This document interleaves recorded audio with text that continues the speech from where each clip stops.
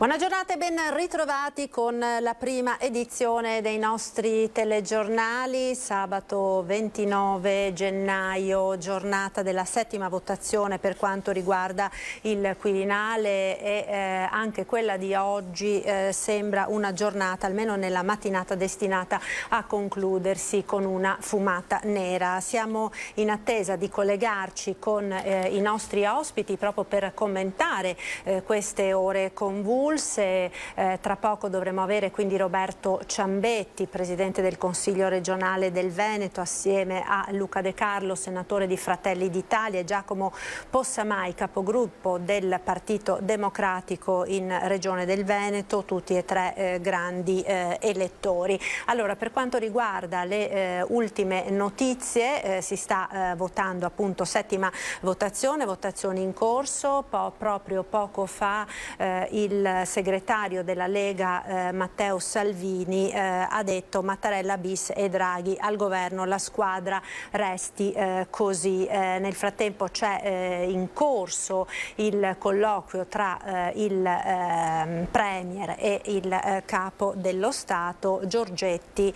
Svolta in giornata, queste dunque le ultime notizie. Intanto poco fa si è appreso che Fratelli d'Italia in questa prima chiama della giornata voterà Carlo Nordio in risposta all'indecorosa immagine che il Parlamento sta dando in occasione dell'elezione del Presidente della Repubblica. Fratelli d'Italia voterà Carlo Nordio. Questa è una nota appunto del partito. Manterremo il voto su Nordio finché le altre forze politiche non convergeranno su questa scelta o finché non dovesse emergere un'alternativa migliore. Fratelli d'Italia non ha i numeri per essere determinante in questo importante passaggio politico, ma abbiamo le idee molto chiare, vogliamo arrivare ad una soluzione nel minor tempo possibile. Questo quindi quanto si legge nella nota poco fa. La Lega a quanto pare ha deciso di astenersi.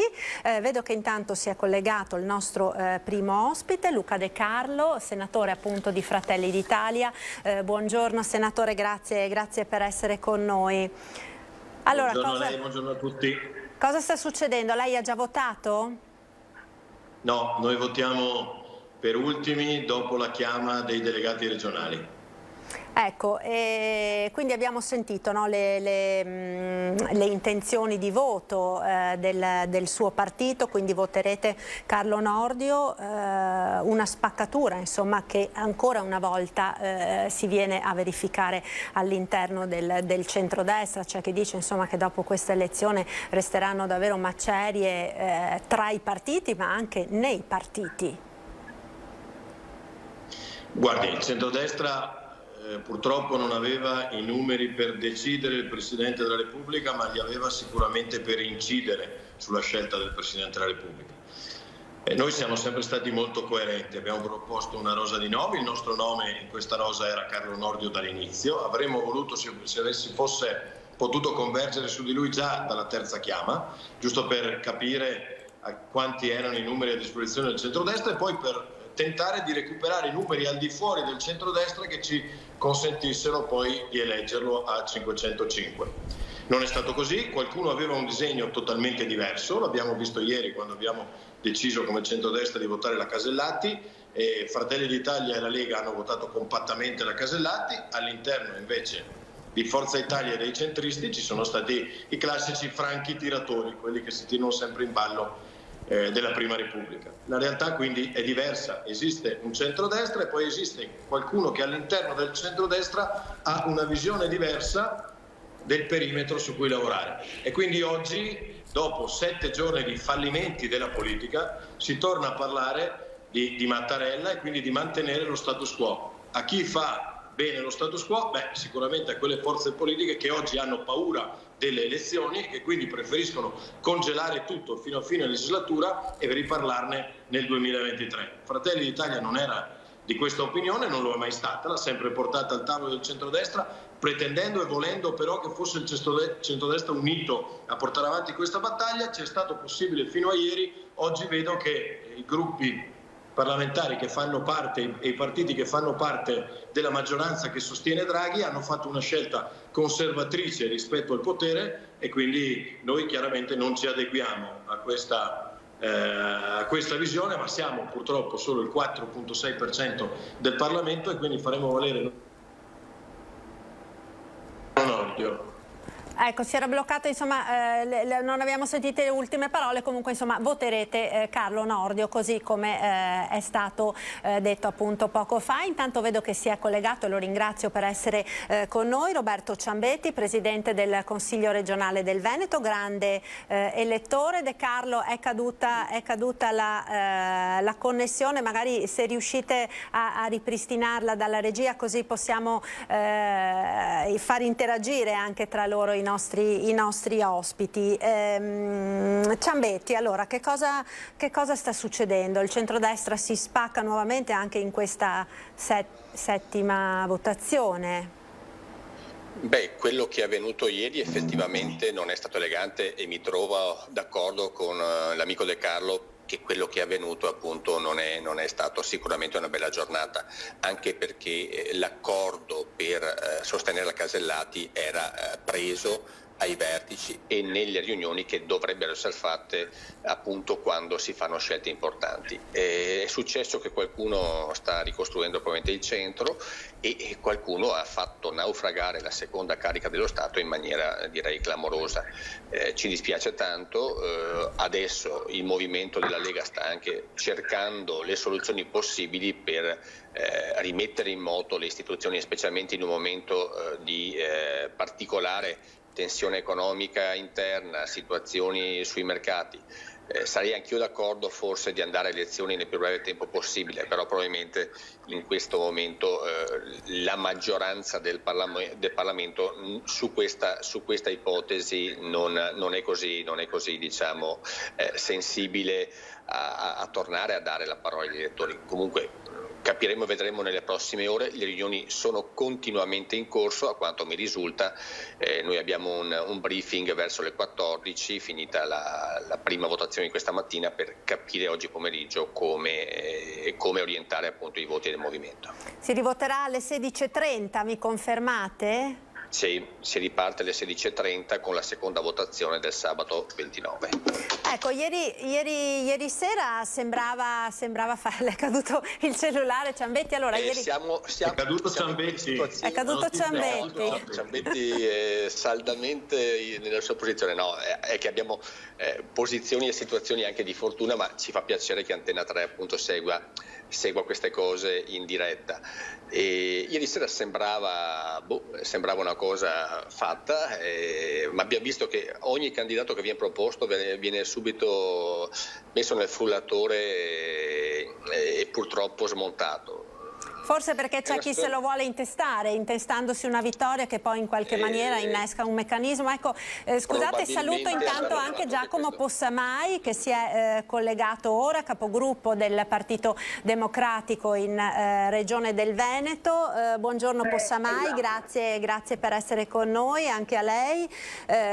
Allora andiamo al PD, quindi cosa sta succedendo? Perché insomma ne stiamo sentendo davvero di tutti i colori nelle ultime ore. Sembrava cosa fatta ieri sera dopo la clamorosa bocciatura della Presidente del Senato Casellati. Ora insomma come nel gioco dell'oca si è ritornati alla casella di partenza. Buongiorno a voi, non so se mi sentiate bene perché anch'io ho un collegamento forse più di fortuna ancora del Presidente Ciambetti, però sì, cioè la sensazione è che si sia tornati un po' al punto di partenza. Tra l'altro, a parte la Casellati, tutti i candidati sono stati bocciati più che altro mediaticamente, nel senso che non sono stati veramente sottoposti al voto nelle urne. Noi abbiamo provato a dire dal primo giorno una cosa che oggi, diciamo così, sembra evidente a tutti, e cioè che non c'erano i numeri per eleggere un presidente di parte o comunque un presidente che avesse soltanto il sostegno di una parte all'interno del Parlamento, all'interno dei grandi elettori. Ieri il voto sulla Casellati, ho sentito l'ultima parte del vostro discorso, infatti Ciambetti stava dicendo la stessa cosa, cioè ieri la Casellati aveva dovuto prendere almeno 450 voti, che erano i voti di partenza, ne aveva presi 380. Quindi la testimonianza è che non c'erano i numeri per eleggere un presidente che nascesse, diciamo così, come candidato di una dei due grandi blocchi. Oggi mi sembra che si stia andando su soluzioni diverse, in particolare che venga forte dal Parlamento il messaggio di una riconferma di Mattarella, e vediamo cosa succederà. Sicuramente non succede niente nello spoglio che riguarderà la votazione di stamattina, ma è possibile invece che nel pomeriggio si vada verso una conclusione del percorso. Ecco, ancora si punta su una donna, ormai i giochi invece sono fatti su Mattarella bis o Draghi. Poco fa peraltro Salvini appunto ha dichiarato Mattarella bis e Draghi al governo, la squadra resti così, e delle dichiarazioni che sono state freddate da un Twitter di Giorgia Meloni contro Salvini: Mattarella bis, non voglio crederci. Quindi insomma anche all'interno dello schieramento del centrodestra sembra essere davvero arrivati ai ferri corti. È per me la domanda o per i due protagonisti del centrodestra? Per i due del centrodestra. Non volevo entrare, infatti, stavo per dire che lasciavo a loro. Giacomo spazia ovunque. Comunque è proprio la situazione particolare di questo Parlamento che è tripolare rispetto ad altre esperienze, ed è difficile composizione appunto il coinvolgimento dei grandi elettori. Essendo tripolare, essendoci un governo diciamo così, a velocità differenziate, non è semplice e non è facile per il tipo di elezione che è quella a cui stiamo partecipando, quindi capiremo e vedremo meglio non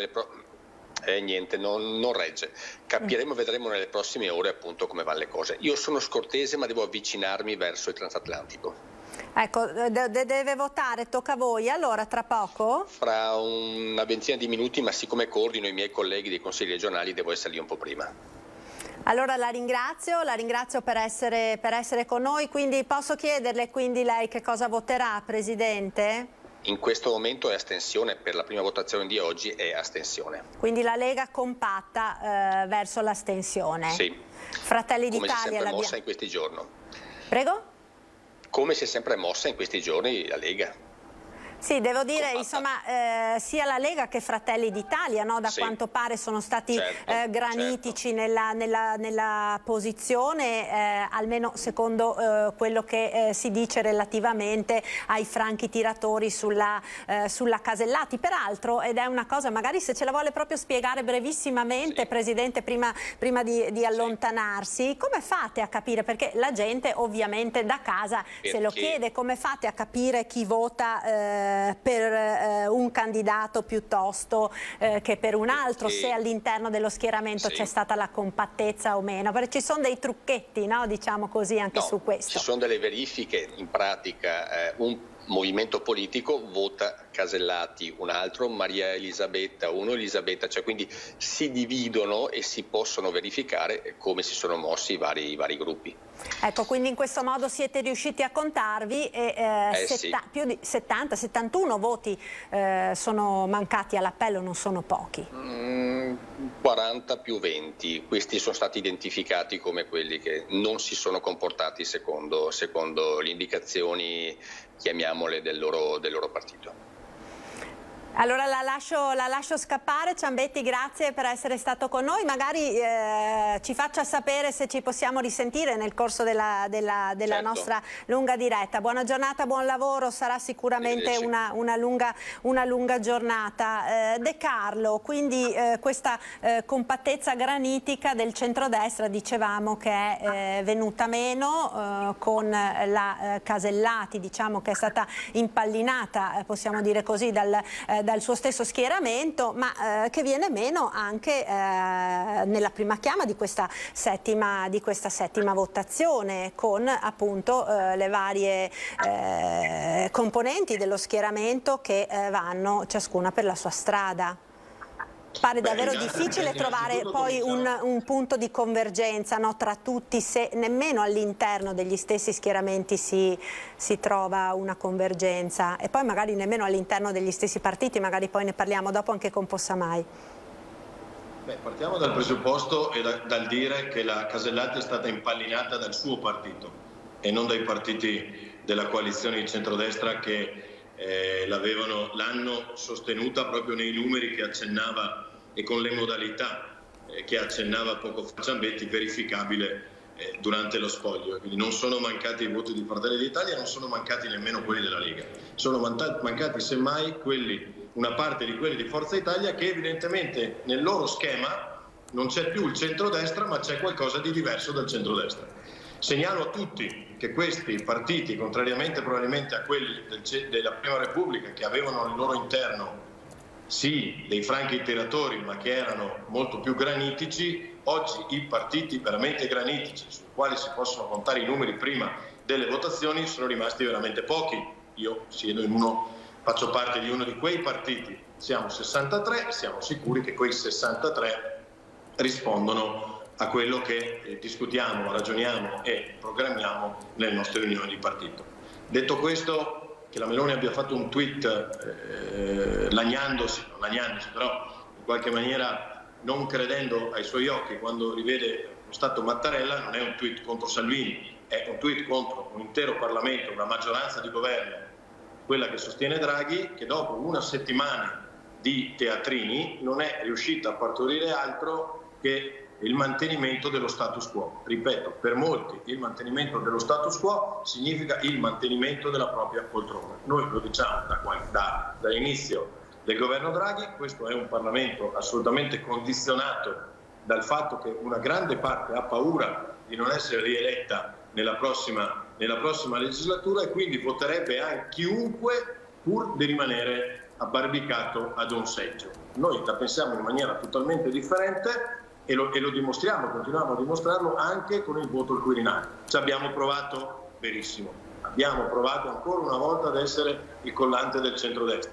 Abbiamo lasciato che fosse Matteo Salvini, quello che aveva più voti e che ha più parlamentari del centrodestra, a fare le trattative. Purtroppo saranno oggetto di analisi successive. Non siamo stati in grado di raccogliere consensi che andassero oltre i numeri che avevamo del centrodestra, addirittura poi nel caso della Casellati siamo andati a raccogliere consensi addirittura inferiori, e quindi ad oggi parti tipo Forza Italia questa mattina che scrive: ci sentiamo liberi e autonomi di poter trattare il nome per conto nostro. Ecco, io credo che questa geometria variabile del centrodestra meriti un approfondimento, e soprattutto lo farà un approfondimento che, al di là delle segreterie dei partiti, saranno in grado di fare gli elettori del centrodestra, che sono sicuro che alle prossime tornate elettorali premieranno i partiti coerenti e non quelli che fanno il salto della cavallina un giorno sì, un giorno no.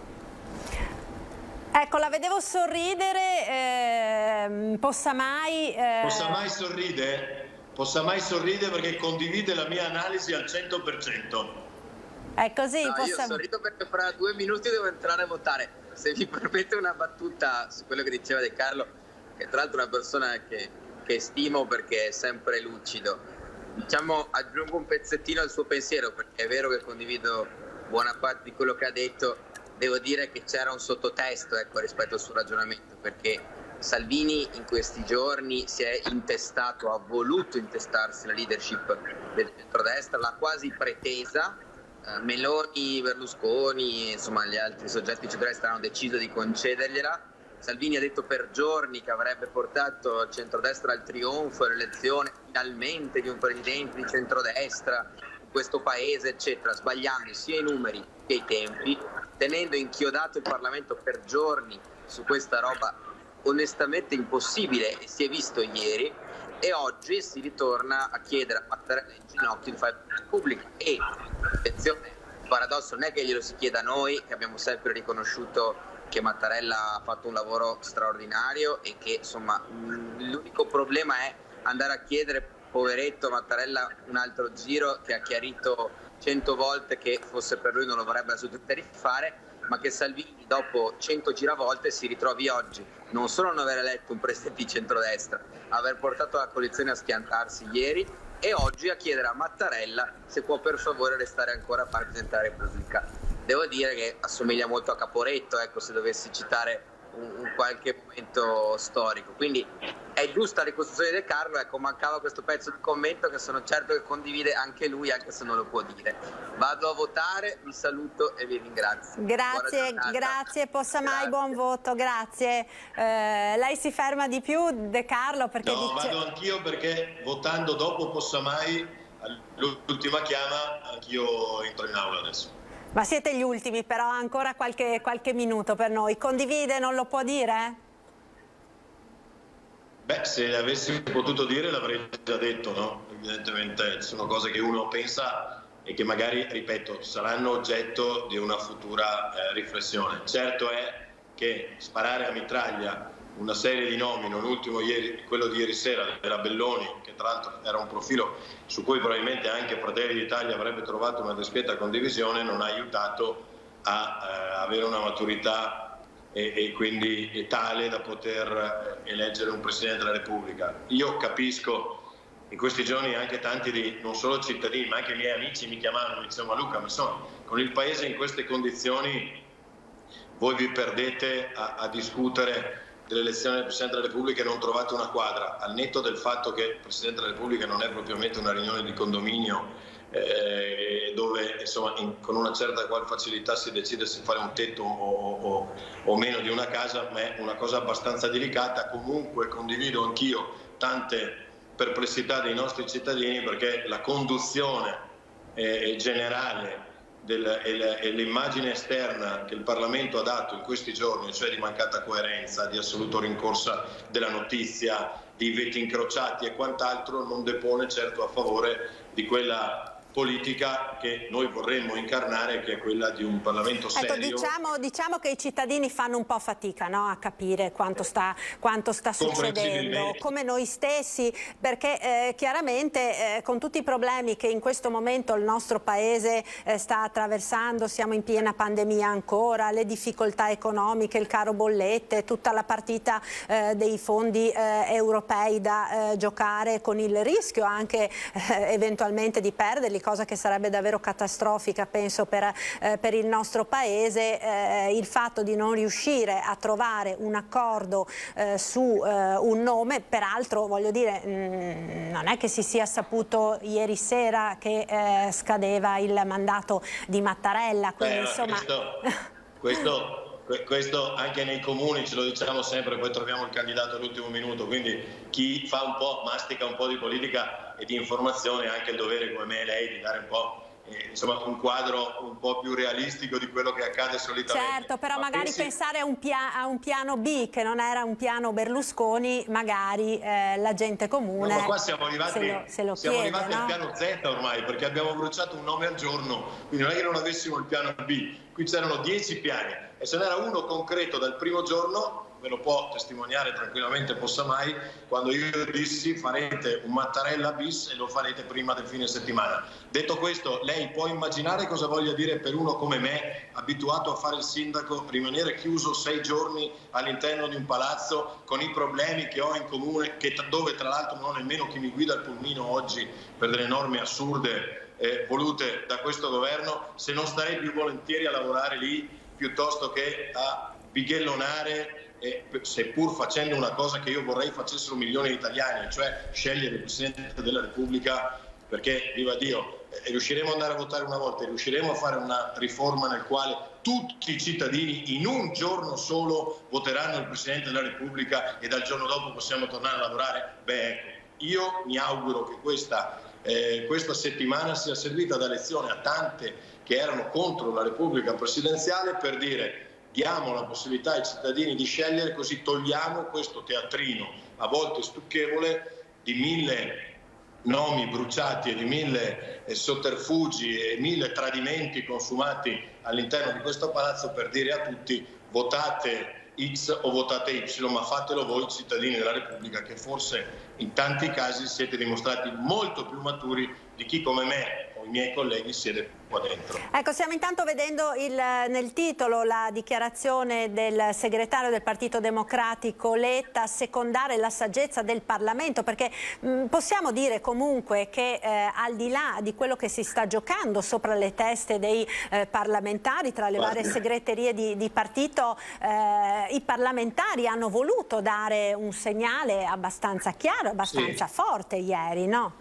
Certo, è quello della conservazione del proprio posto di lavoro. Se lascia libera ai parlamentari, può star sicura che in gran parte dell'emiciclo voteranno per quello che gli garantisce la continuazione della legislatura, e cioè Mattarella bis e Draghi a Palazzo Chigi. La famosa pensione a settembre? La famosa pensione a settembre, De Carlo? Che maturerà... Guardi, lo dice all'unico che non la percepirà per avere fatto metà mandato da una parte e metà mandato dall'altra e non poter cumularla. Per cui io sono veramente anche su questo assolutamente diverso da chi magari fa dei ragionamenti anche personali e opportunistici. Allora io la ringrazio, la lascio andare a votare, vedremo insomma che cosa accadrà, vedremo se la giornata di oggi sarà finalmente insomma la giornata decisiva che consegnerà all'Italia il prossimo Presidente della Repubblica. Stavo per dire un nuovo Presidente della Repubblica, ma mi sono bloccata perché dalle ultime dichiarazioni forse sembra che la strada imboccata sia proprio quella di un Mattarella bis. Vedremo insomma che cosa... Credo proprio di sì. La ringrazio, grazie De Carlo per essere stato con noi, saluti, buona giornata, buon voto.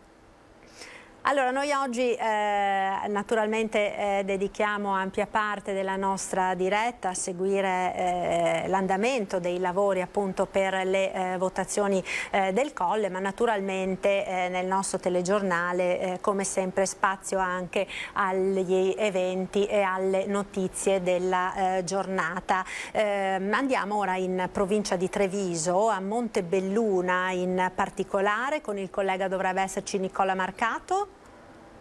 Collegato con noi al telefono, c'è Nicola? No, Nicola non c'è ancora. Allora, vediamo intanto, continuiamo quindi a parlare di politica. Abbiamo l'intervista a Maurizio Lupi che appunto è stato intercettato dall'agenzia Vista proprio poco fa all'uscita dal transatlantico. Sentiamo.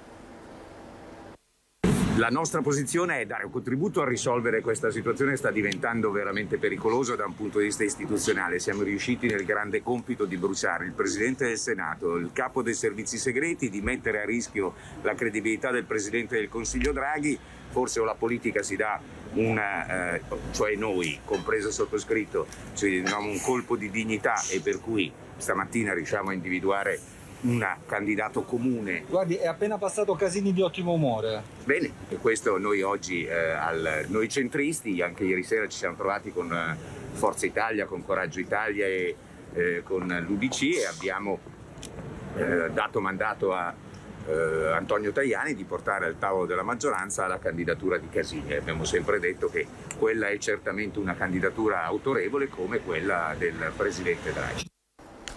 Ecco, abbiamo un'ultima ora, proprio Draghi avrebbe chiesto a Mattarella di restare, quindi si conferma diciamo quanto stavamo proprio dicendo poco fa con i nostri ospiti. Sembra che si stia per imboccare la strada del Mattarella bis.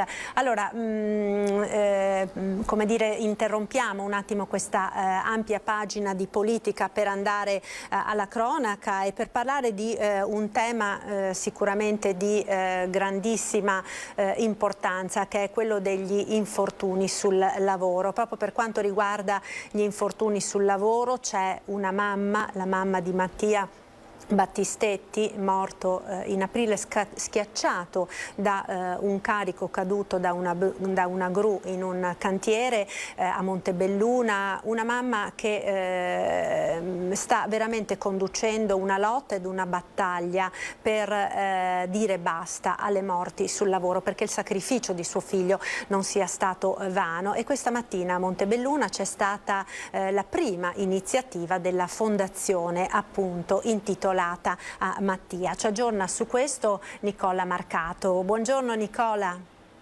Buongiorno a te, buongiorno a tutti i telespettatori. Erano circa un centinaio le persone radunate per questa inaugurazione significativa. C'erano semplici cittadini, tanti operai e autorità. Nella centralissima piazza Monea Montebelluna, proprio a fianco al municipio, è stata inaugurata una panchina bianca che è stata dipinta dal nonno di Mattia Battistetti per onorare la memoria di suo nipote, che lo scorso 29 aprile ha perso la vita a soli 23 anni mentre lavorava in un cantiere edile qui a Montebelluna.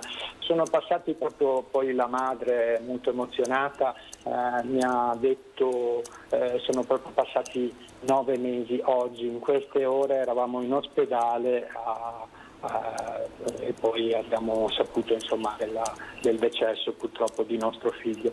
Un momento molto toccante, la madre ha dedicato la panchina anche a Andrea Sorigo, il ragazzo di 25 anni sposato con 2 figli, che era rimasto vittima in un tragico incidente sul lavoro sempre avvenuto in un'azienda di Tezze sul Brenta lo scorso 5 gennaio. Il funerale di Andrea è stato celebrato lo scorso 15 gennaio. Poi durante questa celebrazione delle parole sono state rivolte anche verso la morte di Lorenzo Parelli, lo studente 18enne che ha perso la vita all'ultimo giorno di stage formativo in azienda. Presenti alla celebrazione anche il sindaco Adalberto Bordin e Monsignor Antonio Genovese, prevosto di Montebelluna. Una panchina dove ci si può sedere, socializzare e discutere riguardo a questi temi importanti, lottare, hanno detto, contro chi causa queste tragedie, contro il profitto, problema centrale per i morti sul lavoro. Per ora è tutto qui da Montebelluna, a te la linea. Grazie allora Nicola Marcato. Poi naturalmente nel corso delle edizioni serali dei nostri telegiornali vedremo il servizio relativo appunto a questa importante intitolazione che c'è stata stamattina a Montebelluna, anche con le interviste che sono state raccolte da Nicola Marcato. Noi ora ci fermiamo per qualche istante di pubblicità. A tra poco, restate con noi.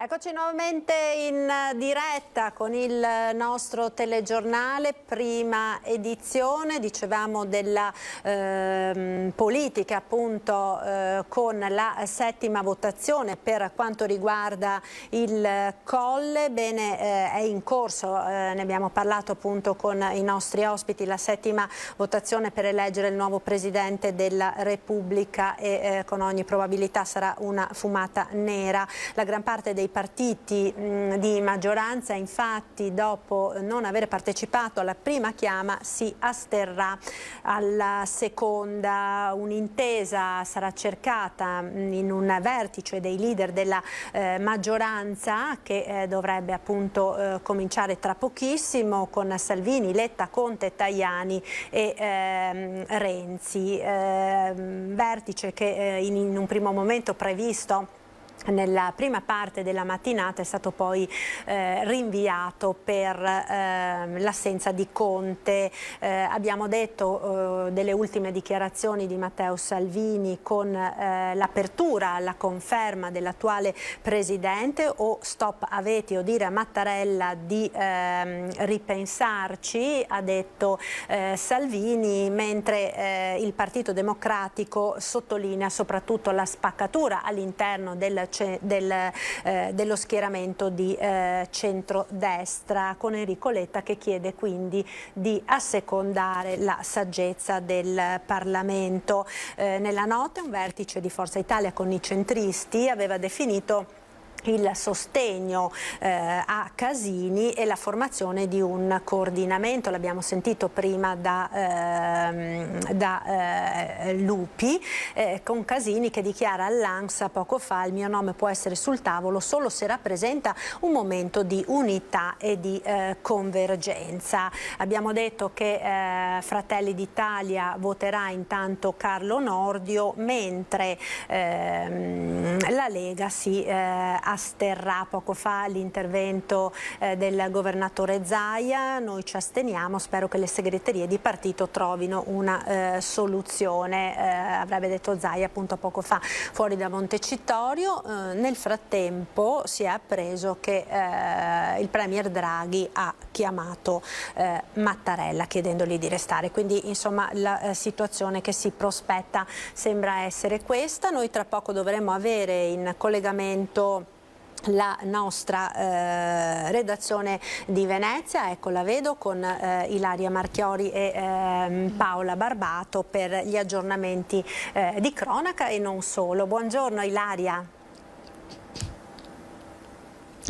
Buongiorno Marta, buongiorno ai nostri telespettatori. Sì, partiamo subito con la cronaca, parliamo di droga, con un'operazione che è stata condotta dal nucleo economico finanziario della Guardia di Finanza, in realtà un'indagine che è già iniziata nel 2014 e che ha comunque trovato il suo proseguio anche con questa operazione. Si tratta di un bar che si trova nella zona del Tronchetto, un bar che legalmente figurava proprio come locale, ma che in realtà veniva utilizzato come vera e propria centrale dello spaccio e che i finanzieri hanno scoperto insieme ad una concessionaria di auto a Mestre 6 automobili che venivano utilizzate, conti correnti e 2 immobili a Mogliano, il tutto per un valore complessivo di 2 milioni di euro, intestato a 8 albanesi residenti tra le province di Venezia e Treviso e che sono stati arrestati nel 2018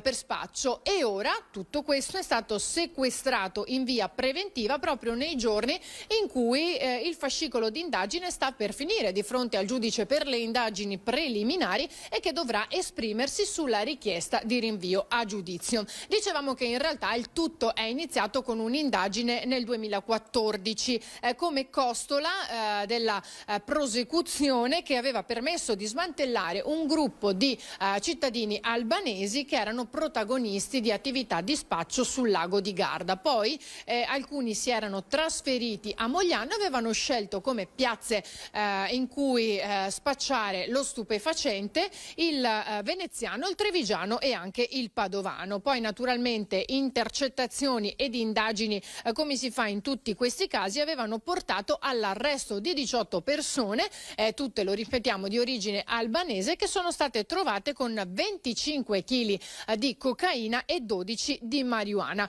Quella in realtà era stata l'accelerata decisiva che poi aveva portato anche a scoprire questa banda dello spaccio, con cui poi gli inquirenti avevano chiuso il cerchio, arrivando ad indagare 33 persone, quasi tutte albanesi, a parte una donna e un uomo di origine russa. Chiusa l'indagine sul traffico di stupefacenti, ovviamente smantellato il gruppo che intratteneva questi affari all'estero e che aveva fatto anche di questo chiosco poco distante dal People Mover, a questo bar di cui parlavamo, una vera e propria centrale dello spaccio, i finanzieri del GICO si sono poi concentrati sul tenore di vita di alcuni di questi nomi che erano stati scoperti e poi, come è di consueto, incrociando nomi e dati e facendo tutte le verifiche del caso, avevano scoperto che c'erano delle ben note sproporzioni tra quanto denunciato e quanto poi in realtà servisse per condurre un determinato stile di vita, seppur tutti fossero comunque titolari o soci di attività che erano in funzione, e di quanto in realtà potevano godere, però appunto c'era questa sproporzione. Così il conto è stato blindato e insieme a anche i beni di cui parlavamo, e in caso di condanna verranno tutti confiscati pagati dallo Stato. Dunque è questa l'operazione antidroga della Guardia di Finanza di Venezia per un totale appunto di 2 milioni di euro. Ma questa non è l'unica notizia di cui si parla oggi. In realtà c'è molta carne al fuoco nel nostro territorio. C'è stato un incendio in una villetta di Favaro Veneto. Tutti i dettagli li troveremo poi nel corso della nostra edizione del telegiornale di questa sera. Ancora torneremo a parlare dell'allerta smog di cui abbiamo parlato ormai nelle ultime 2 settimane, perché a Venezia, nel territorio del comune di Venezia, si è toccata l'allerta 2 colore rosso proprio per il superamento del livello di PM10 che provoca inquinamento con lo smog nell'aria, con tanti servizi che abbiamo fatto, anche tante persone che abbiamo sentito. Invece questa sera avremo proprio uno studio che è stato effettuato dallo UAV e che quindi fornirà ulteriori dettagli, ulteriori informazioni proprio sull'inquinamento e sull'allerta smog di cui abbiamo parlato molto proprio in queste ultime 2 settimane. Torneremo a parlare anche delle mancate prenotazioni negli alberghi per il carnevale, perché se la data, ovviamente dati epidemiologici permettendo, dovesse essere quella confermata, mancano in realtà circa 2 settimane all'inizio del carnevale veneziano. Eppure, nonostante questo, al contrario di quello che succedeva precedentemente, le prenotazioni negli alberghi sono praticamente nulle, per cui cercheremo di capire ancora, sentendo la voce degli albergatori, di chi sta vivendo questo momento drammatico, che cosa ne pensano di quanto sta succedendo. Ovviamente sperano che i dati possano migliorare e quindi arrivare anche le prenotazioni all'ultimo momento, ma in questa precisa fase non ce ne sono, e dunque è un'altra mazzata che arriva al settore degli alberghi e ovviamente poi di rimando anche dei ristoranti, settore turistico a Venezia. Avremo ancora notizie sullo sport, parlando di basket, perché l'Umana Reyer affronterà domani al Palasport Aliercio Brescia, però il morale non è dei migliori, perché coach De Raffaele ha detto: ci accingiamo ad affrontare una squadra ben preparata, una squadra che sta andando molto bene in questo campionato, e ovviamente con le forze che abbiamo in campo, con un Vitali che ad esempio è ancora in panchina per un problema al ginocchio, e ancora poi per gli altri problemi che sono stati vissuti in casa Oro Granata in questo periodo, non ultimo quelli dello svolgimento anche del campionato europeo, che ha incontrato non poche difficoltà anche con i mancati voli, con quanto accaduto. E poi avremo un'importante notizia che riguarda il progetto di realizzazione di un'università del vetro di Murano. Pensate, ma per il momento non voglio assolutamente svelare altro, perché tutte poi le novità e le curiosità, compresa ovviamente la cronaca, le avremo questa sera nel corso del nostro telegiornale.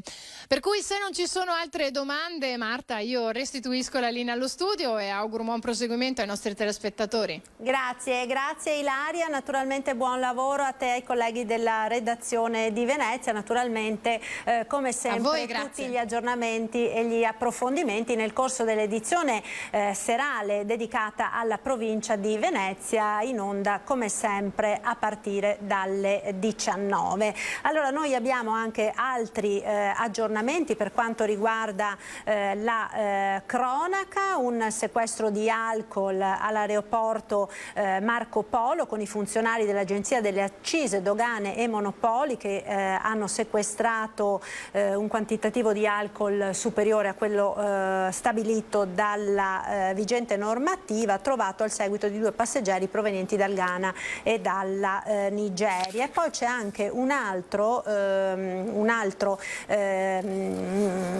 notizia di cronaca relativa ad un incidente che si è verificato in montagna, si è verificato in Friuli Venezia Giulia, in provincia di Udine, a Resia, protagonista una coppia di escursionisti residenti nel Trevigiano a Conegliano. È stato tratto in salvo in serata appunto l'escursionista ucraino di 33 anni residente a Conegliano, che era caduto in una forra ieri pomeriggio a Resia. Dopo che l'elicottero ha dovuto desistere per l'oscurità, i soccorritori del soccorso alpino del Friuli Venezia Giulia, della stazione di Moggio Udinese, la Guardia di Finanza e i Vigili del Fuoco hanno continuato a cercare e infine sono riusciti a raggiungere il ferito. Da quanto si è appreso, l'uomo, che si trovava assieme ad un connazionale, ha lanciato l'allarme. Voleva fare un giro ad anello seguendo le indicazioni di una traccia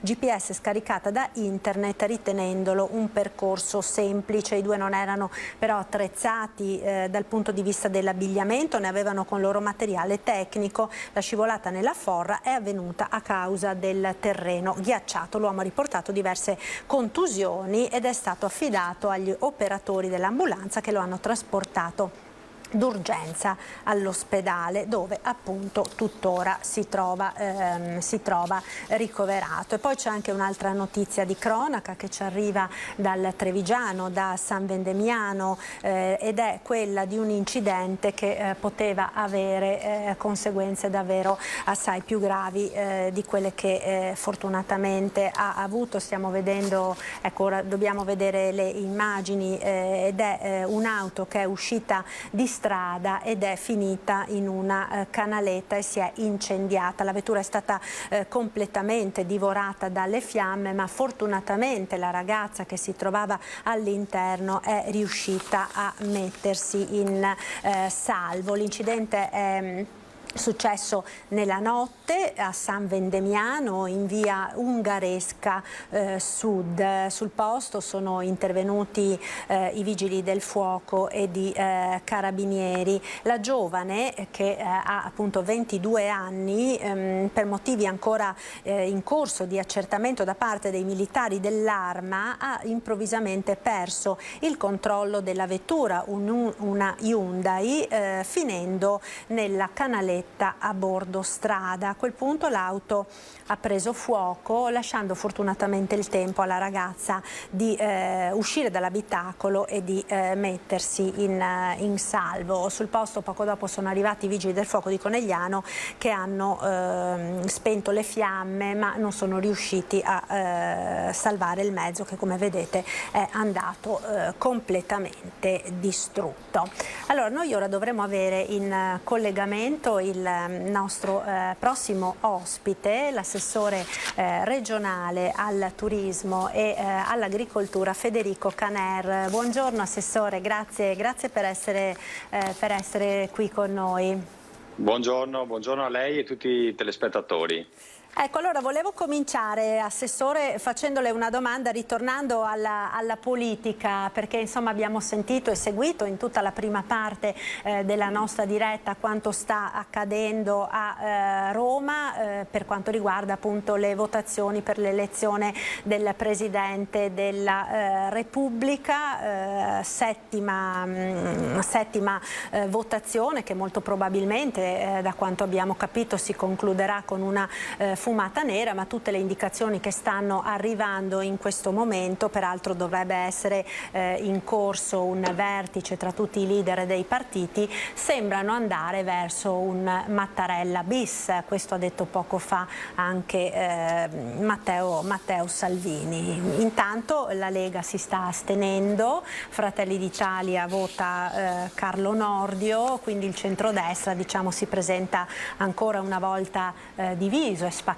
a questo appuntamento dopo quanto accaduto ieri con la bocciatura della Presidente del Senato, la padovana Maria Elisabetta Casellati, che peraltro è stata, per così dire, insomma, impallinata dal suo stesso schieramento.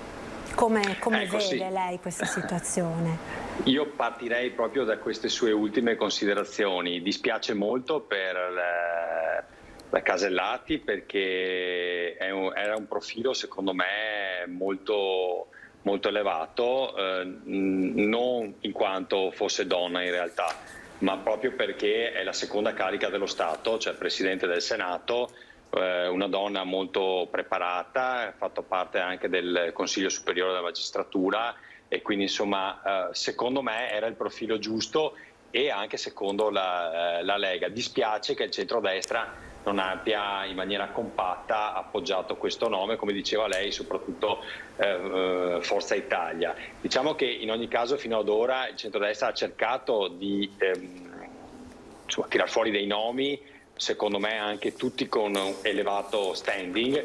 Purtroppo, da quello che si è capito, regna molta confusione all'interno dei partiti, in particolare di quelli di centrosinistra, tra cui 5 Stelle, dove non c'è compattezza, non c'è guida, e quindi in situazioni di questo tipo è veramente difficile. Ovvio che la logica conclusione sia di puntare su dei nomi che ormai sono noti. Il Mattarella bis a questo punto diventa l'unica via d'uscita. Lo poteva essere Draghi, ma sappiamo cosa comporterebbe questo, e probabilmente nessun partito di fatto, anche se dichiara di volerlo appoggiare, alla fine lo fa, e quindi il Mattarella bis rimane l'ultima soluzione se non si vuole andare al nono scrutinio, che sarebbe la prima volta, diciamo, forse, o la seconda della storia della Repubblica. Se non sbaglio, forse Leone era arrivato al nono scrutinio, insomma non ricordo più bene francamente, o Segni, comunque nella storia della Repubblica. Ce ne sono un paio di elezioni, ecco, che sono andate insomma assai in avanti, assai no? lunghe. Sì, ecco. sì. E quindi insomma ecco, il problema è capire come la prenderà il presidente Mattarella, perché in tutte le salse aveva dichiarato di non essere disponibile. A quel punto probabilmente gli verrà chiesto un sacrificio, magari anche non per tutti i 7 gli anni, perché immagino che sia così, perché se uno non vuole ricandidarsi evidentemente ha anche delle motivazioni personali molto valide. Credo che il mandato a termine però sia proprio l'unica cosa sulla quale Mattarella non sia proprio assolutamente e totalmente d'accordo, l'ha fatto capire più che chiaramente, no? Esatto, ma perché insomma quel lavoro lì è anche molto logorante. E insomma sappiamo che l'età dei presidenti delle repubbliche in genere è anche molto elevata, e fare altri 7 anni è molto complicato, quindi probabilmente, se accetta anche suo malgrado, lo farà magari, chi lo sa, fino al 2023, e poi quando si ritornerà al voto si rimischieranno un po' tutte le carte. Io a questo punto la vedo così, poi sa, qui ogni giorno ci stupiscono con effetti speciali, quindi dal nostro osservatorio regionale rimaniamo anche noi in osservazione. Ecco, ma non è un fallimento della politica, Caner, secondo lei? Cioè proprio un giudizio politico, perché il fatto che i partiti non riescano a trovare un accordo in una situazione anche così complicata nella quale si trova il Paese, ed è una cosa che effettivamente i cittadini faticano a comprendere questa. Sì, faticano i cittadini a comprenderla, fatichiamo anche noi amministratori locali, francamente, perché abbiamo bisogno anche noi di certezze, di punti di riferimento.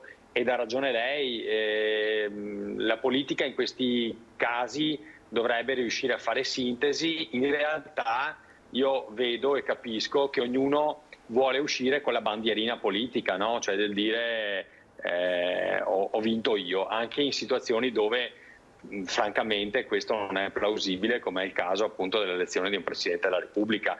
E poi guardi, io noto che per la prima volta abbiamo dei partiti in generale molto spaccati al proprio interno, cioè, in particolare anche il centro-sinistra, perché mentre il centrodestra, diciamo, sta cominciando ad avere qualche crepa adesso, che è nata secondo me proprio sul nome della Casellati, ma fino a poco prima aveva tentato di dare, quantomeno, di fare delle proposte e dare dei nomi, no?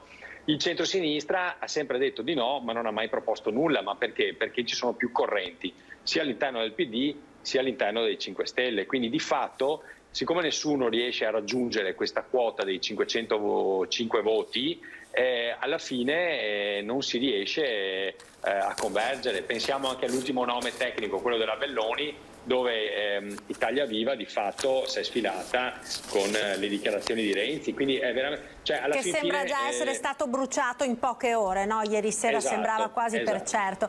Insomma, la situazione è sicuramente complessa e complicata. Diciamo che la politica non ci sta facendo una gran bella figura,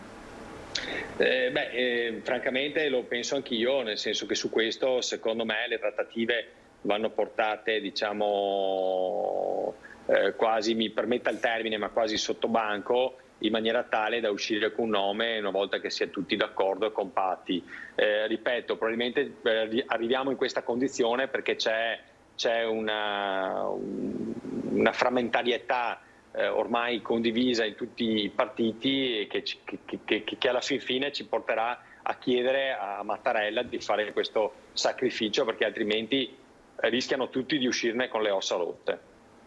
Ecco, Assessore, veniamo ai temi relativi invece al suo referato, che sono poi dei temi con i quali la gente si sta confrontando tutti i giorni, gli operatori dei vari settori economici che sono coinvolti. Mi riferisco naturalmente in particolare al turismo, che è uno dei settori che stanno veramente maggiormente soffrendo proprio il periodo pandemico. Una diciamo buona notizia che è arrivata in queste ore, in questi giorni, insomma, è l'ultimo decreto del Ministero della Salute che per quanto riguarda i viaggi nell'Unione Europea ha stoppato l'obbligo del tampone. Questa era una richiesta che gli operatori della montagna avevano ampiamente caldeggiato, no? Proprio perché era un qualcosa che in qualche modo veniva anche a bloccare un po' gli arrivi dall'estero per le settimane bianche che nel mese insomma di febbraio che sta per arrivare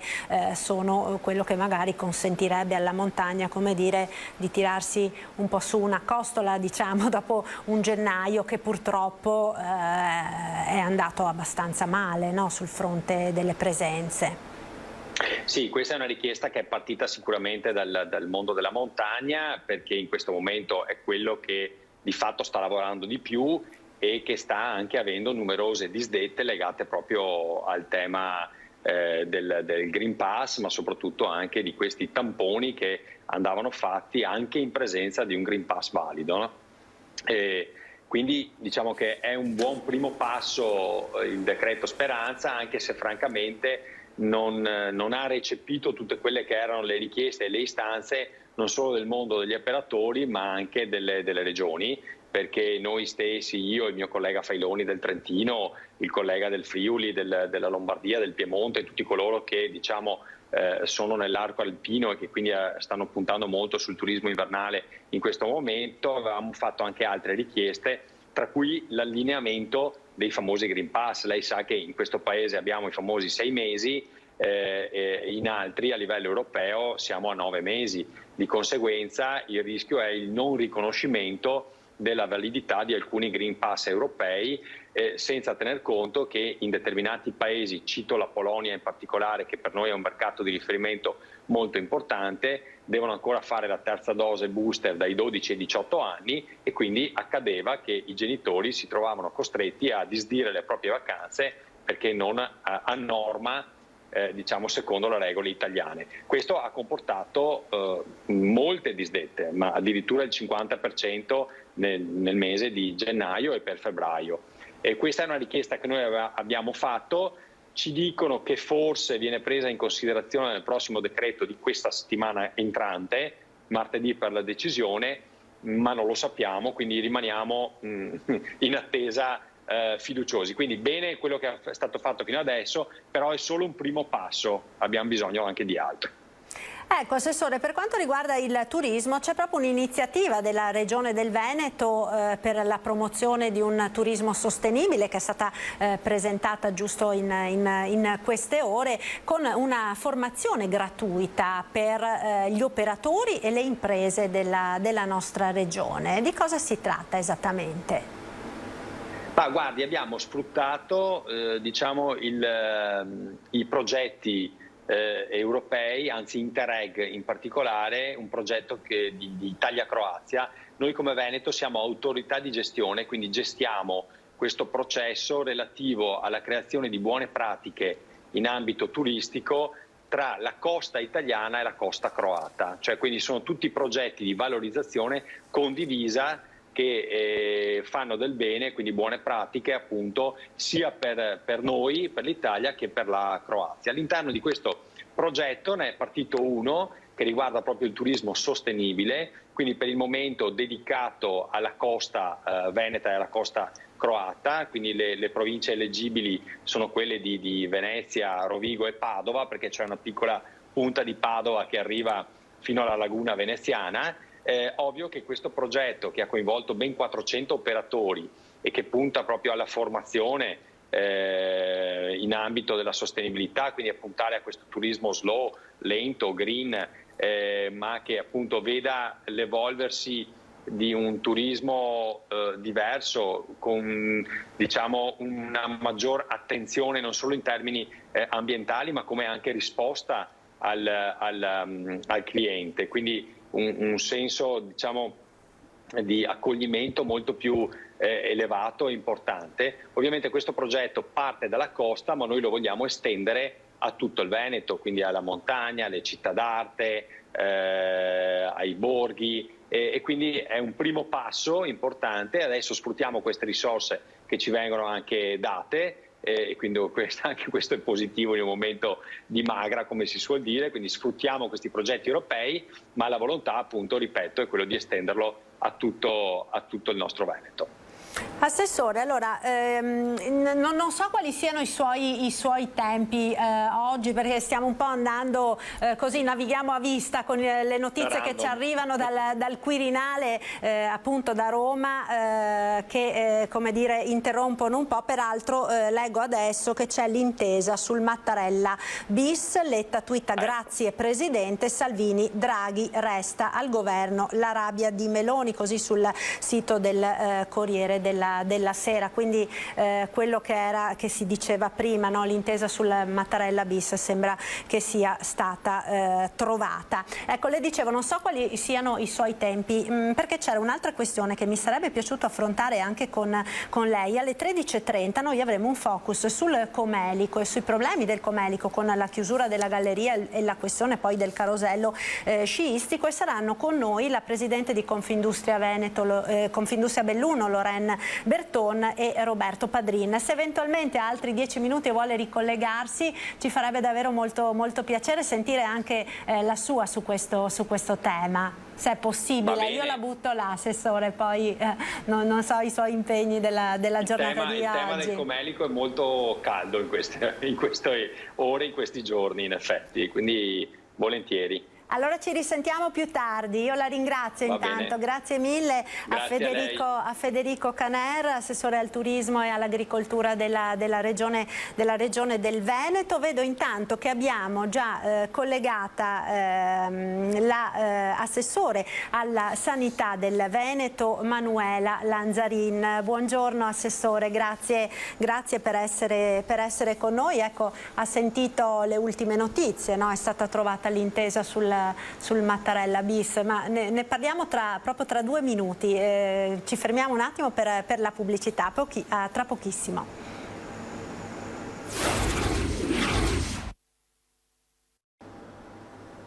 Eccoci, siamo nuovamente in diretta con la nostra prima edizione dei telegiornali. Saluto ancora l'assessore alla sanità della Regione Veneto, Manuela Lanzarin. Con lei faremo il punto sulla pandemia nel nostro territorio, ma un flash glielo volevo chiedere, insomma, dal punto di vista politico al volo, viste le notizie, insomma, che arrivano circa l'elezione del Presidente della Repubblica da Roma. Sembra sia stata trovata l'intesa sul Mattarella bis. Lei cosa ne pensa? Come vede questa situazione, che peraltro secondo alcuni sarebbe un po' un fallimento della politica? Ma intanto credo che sia importante che sia stata trovata, insomma, così sembra, insomma, una soluzione, si vada fuori da questo impasse, perché sappiamo, insomma, che le cose da fare sono molte, i problemi sono molti, e quindi io credo, insomma, che sia importante, insomma, che si sia trovata una via d'uscita. Se questa è la via d'uscita che garantisce la maggiore condivisione e il proseguo delle attività, io credo che quindi vada perseguita. Insomma, poi io non ho partecipato, se non da spettatrice a casa, a quello che è successo questa settimana. e quindi non lo so poi le dinamiche come si sono sviscerate e quindi hanno portato alla fine a questa conclusione, però io credo insomma che il Presidente Mattarella abbia dimostrato sempre alto senso delle istituzioni e alto senso di responsabilità, e probabilmente in un momento così delicato probabilmente le forze politiche avranno ritenuto di convergere su questo nome di garanzia.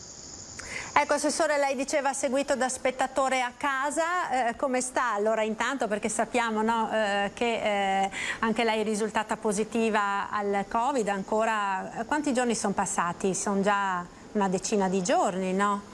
Sono già 13 giorni, 12 giorni scusate, che sono a casa, ho già fatto il tampone, 2 tamponi, quello dopo i miei 7 giorni, insomma come prevede la prassi, però ero ancora positiva.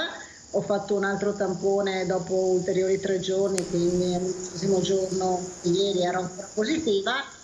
Spero lunedì mattina, per fare l'ennesimo tampone d'uscita, di essere negativa. È chiaro che questo insomma la dice un po' lunga di come si sta muovendo questa nuova ondata chiaramente molto diffusiva, dettata dalla variante Omicron. Le ultime indagini che abbiamo fatto ci dicono che è presente in Veneto al 100%, quindi ha comunque prevale ed ha quindi anche già spazzato via la Delta, che era la variante precedente, molto diffusiva, nella maggior parte dei casi con sintomi, come nel mio caso, molto lievi, quasi da asintomatici. Io ho fatto 2 giorni con un po' di tosse e naso chiuso, però permane la positività.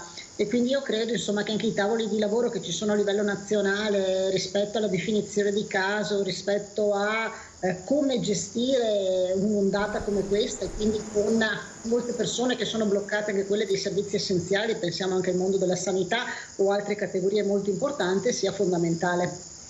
Senz'altro, perché sto leggendo dal bollettino, no, che ci avete inviato questa mattina, che attualmente positivi in Veneto sono oltre 253.372 persone, quindi ovviamente è una situazione che coinvolge davvero tantissime persone. La curva dei contagi fortunatamente anche oggi, no, Assessore, segna una leggera decrescita, quindi pare che molto probabilmente anche in Veneto si stia come dire un po' realizzando quella fase di scollinamento, no? Dal plateau si sta cominciando leggermente, lentamente a scendere. Certo è che il numero di persone positive è davvero comunque molto, molto elevato, tantissimi sono i bambini e i problemi anche che si stanno verificando all'interno delle scuole con le quarantene, gli isolamenti.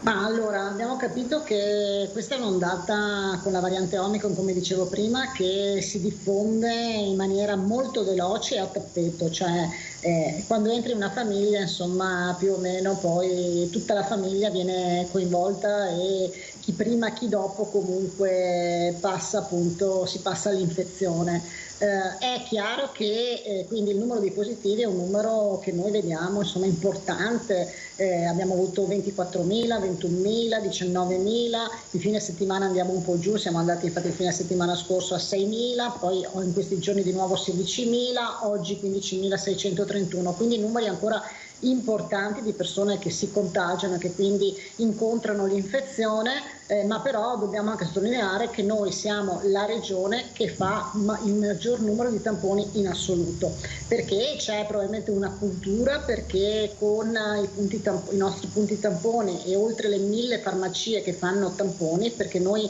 abbiamo una media di 150.000 tamponi al giorno e circa 60.000, 65.000 sono quelli che fanno le farmacie, le nostre farmacie. Quindi è chiaro che abbiamo anche tanti positivi perché c'è un'attività di screening così intensa e così forte. Però il dato che noi dobbiamo sempre attenzionare è quello dell'ospedalizzazione e noi stiamo vedendo nelle ultime settimane insomma un andamento molto stabile con molte dimissioni, non più gli ingressi come abbiamo visto sotto Natale, e quindi questo ci fa ben sperare che abbiamo raggiunto quel cosiddetto plateau e probabilmente in un paio di giorni dovremo anche iniziare a vedere una leggera discesa, però io credo che prima di fare previsioni è bene che monitoriamo ancora i prossimi giorni e capiamo bene l'andamento. Però tutti i dati, un po' tutti i modelli ci dicono che dovremo essere in questa situazione, quindi sicuramente una situazione più ottimistica. Ecco, la situazione appunto proprio venendo a quello che poi è l'aspetto fondamentale per valutare appunto l'andamento della pandemia, all'interno degli ospedali della nostra regione in questo momento la situazione com'è? Si è ancora in sofferenza, si comincia a vedere la luce, per esempio per quanto riguarda le vittime. Notavo il dato purtroppo è ancora veramente molto elevato, 36 persone nelle ultime 24 ore hanno perso la vita in Veneto. No, allora il dato per quanto riguarda le ospedalizzazioni oggi ci dice che abbiamo 182 persone in terapia intensiva e noi abbiamo un 17% rispetto ai parametri della cabina di regia nazionale e 1769 persone in area medica e siamo al 26% a livello nazionale per quanto riguarda poi la misurazione che ci ha comunque permesso di rimanere in fascia gialla anche per questa settimana. È chiaro che accanto a questo abbiamo visto negli ultimi giorni 30, 25, oggi 36 vittime al giorno, che però bisogna anche che cerchiamo di individuare bene chi sono queste vittime. Sono comunque persone che non sono vaccinate perché sappiamo che le terapie intensive l'80% anche oltre sono persone non vaccinate oppure sono anche persone che hanno più patologie, persone anziane che sappiamo che nel momento che incontrano un'infezione come questa, ma come potrebbe essere anche un'altra infezione, diventa molto difficile per loro e il decorso può essere anche pericoloso se non letale. Quindi questa è la connotazione sicuramente dei decessi che noi vediamo negli ultimi giorni. È chiaro che le strutture ospedaliere sono ancora in difficoltà, questo bisogna dirlo, perché noi oggi abbiamo la situazione, come in tantissime altre attività economiche e non solo, di molto personale positivo. Stimiamo attorno alle 2000 persone del sistema sanitario regionale, quindi tra medici, operatori, infermieri, OSS e quant'altri positivi che quindi sono a casa e quindi è chiaro che mancando questa forza lavoro le strutture sono in difficoltà e in affanno.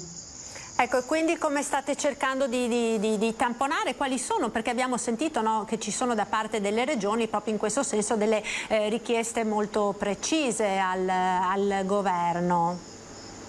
Ma allora le richieste precise del governo sono nel tavolo tecnico in cui si sta discutendo la nuova definizione di caso, la durata minore dell'isolamento e della quarantena soprattutto per le persone con 3 dosi, con la dose booster, la divisione tra le persone che manifestano sintomi e quelli che sono completamente asintomatici, il non calcolare tra le persone positive quelle che entrano in ospedale per un'altra patologia, l'incidente, l'operazione, il parto e quindi le gestanti, ma che quando entrano in ospedale poi si scoprono positive. Quindi queste sono le richieste, i vari tavoli che sono aperti a livello nazionale. Ci auguriamo che settimana prossima, come anche per la scuola, perché almeno queste sono le notizie che noi abbiamo, ci siamo tutti resi conti che è impossibile applicare il famoso protocollo nuovo per quanto riguarda la scuola con l'autosorveglianza, con il monitoraggio, la quarantena, i tamponi al T0, al T5, cioè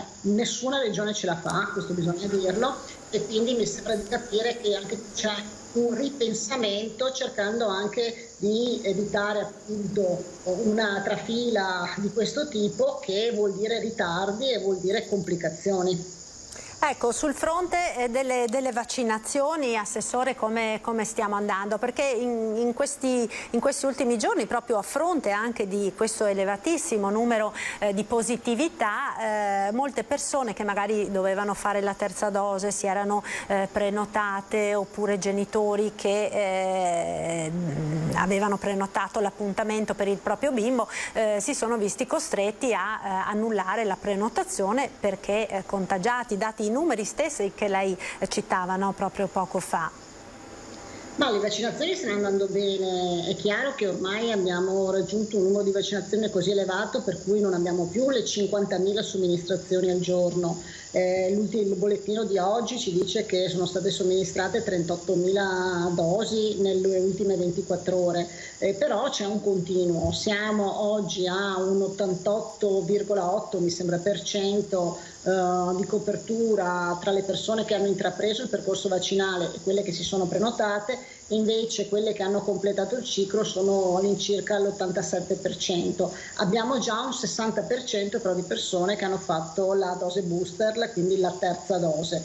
Quindi complessivamente insomma i dati sono dati molto buoni. Si continua comunque, io vedo ogni giorno ad aumentare, anche se non in questo momento in maniera così forte, le prime dosi, perché abbiamo visto un grande numero, soprattutto quando è partita la vaccinazione pediatrica. Adesso si è un po' rallentata, bisogna dire la verità, siamo a un 30% per quanto riguarda la fascia 5-11 anni, però insomma è un costante, quindi vediamo che ogni giorno noi abbiamo dalle 35.000 alle 38.000, alle 30.000, insomma con qualche punta più alta, quindi c'è ancora attenzione e c'è ancora sicuramente richiesta per quanto riguarda appunto la vaccinazione. Questo è molto importante perché abbiamo capito che la vaccinazione è oggi l'arma fondamentale che noi abbiamo di protezione e di prevenzione. Cosa vuol dire? Vuol dire che possiamo incontrare il virus, la malattia, io ne sono l'esempio, perché io sono vaccinata con le 3 dosi, però ho lo stesso contratto il virus, ma in forma molto lieve, quasi da asintomatica, e questo è il dato principale che noi dobbiamo tener conto. Certo, sicuramente. Quel che è certo, Assessore, soprattutto per quanto riguarda i tamponi di fine quarantena, c'è ancora un po' di confusione, nonostante la nota che avete fatto a inizio settimana con l'apertura del tampone di fine quarantena alle farmacie. Molte famiglie, e abbiamo anche diverse telefonate qui in redazione da parte soprattutto di genitori che si trovano con i bimbi, magari prima uno poi l'altro, quindi ad affrontare quarantene su quarantene se hanno più figli di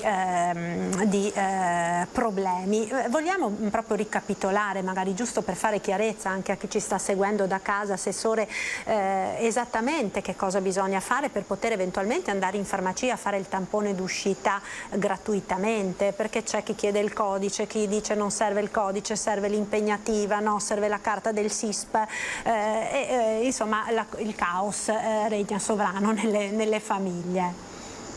Ma allora io mi rendo conto che effettivamente è molto caotica la questione ed è molto difficile. Io devo ringraziare le farmacie perché chiaramente sono sempre state nostre partner e hanno risposto sempre in maniera molto bene, insomma, a tutte le chiamate, però nelle ultime settimane insomma c'è stato un po' un balzello di circolari, di note, di cose contraddittorie che hanno creato un po' di problemi e di confusione. Adesso mi auguro che la situazione sia abbastanza stabilizzata. Non da ultima è arrivata però, per citare insomma come lavoriamo, noi lavoriamo veramente quotidianamente, ora per ora, con le circolari nuove che ci arrivano e che poi noi dobbiamo di conseguenza trasmetterle o comunque configurarle in circolari regionali. Ci è arrivata proprio ieri sera la circolare ultima del commissario Figliuolo per quanto riguarda i tamponi in farmacia e quindi la possibilità del rimborso, che per noi vuol dire tracciabilità con la prescrizione. Quindi vi assicuro che è molto complicata la questione, però per ricapitolare, allora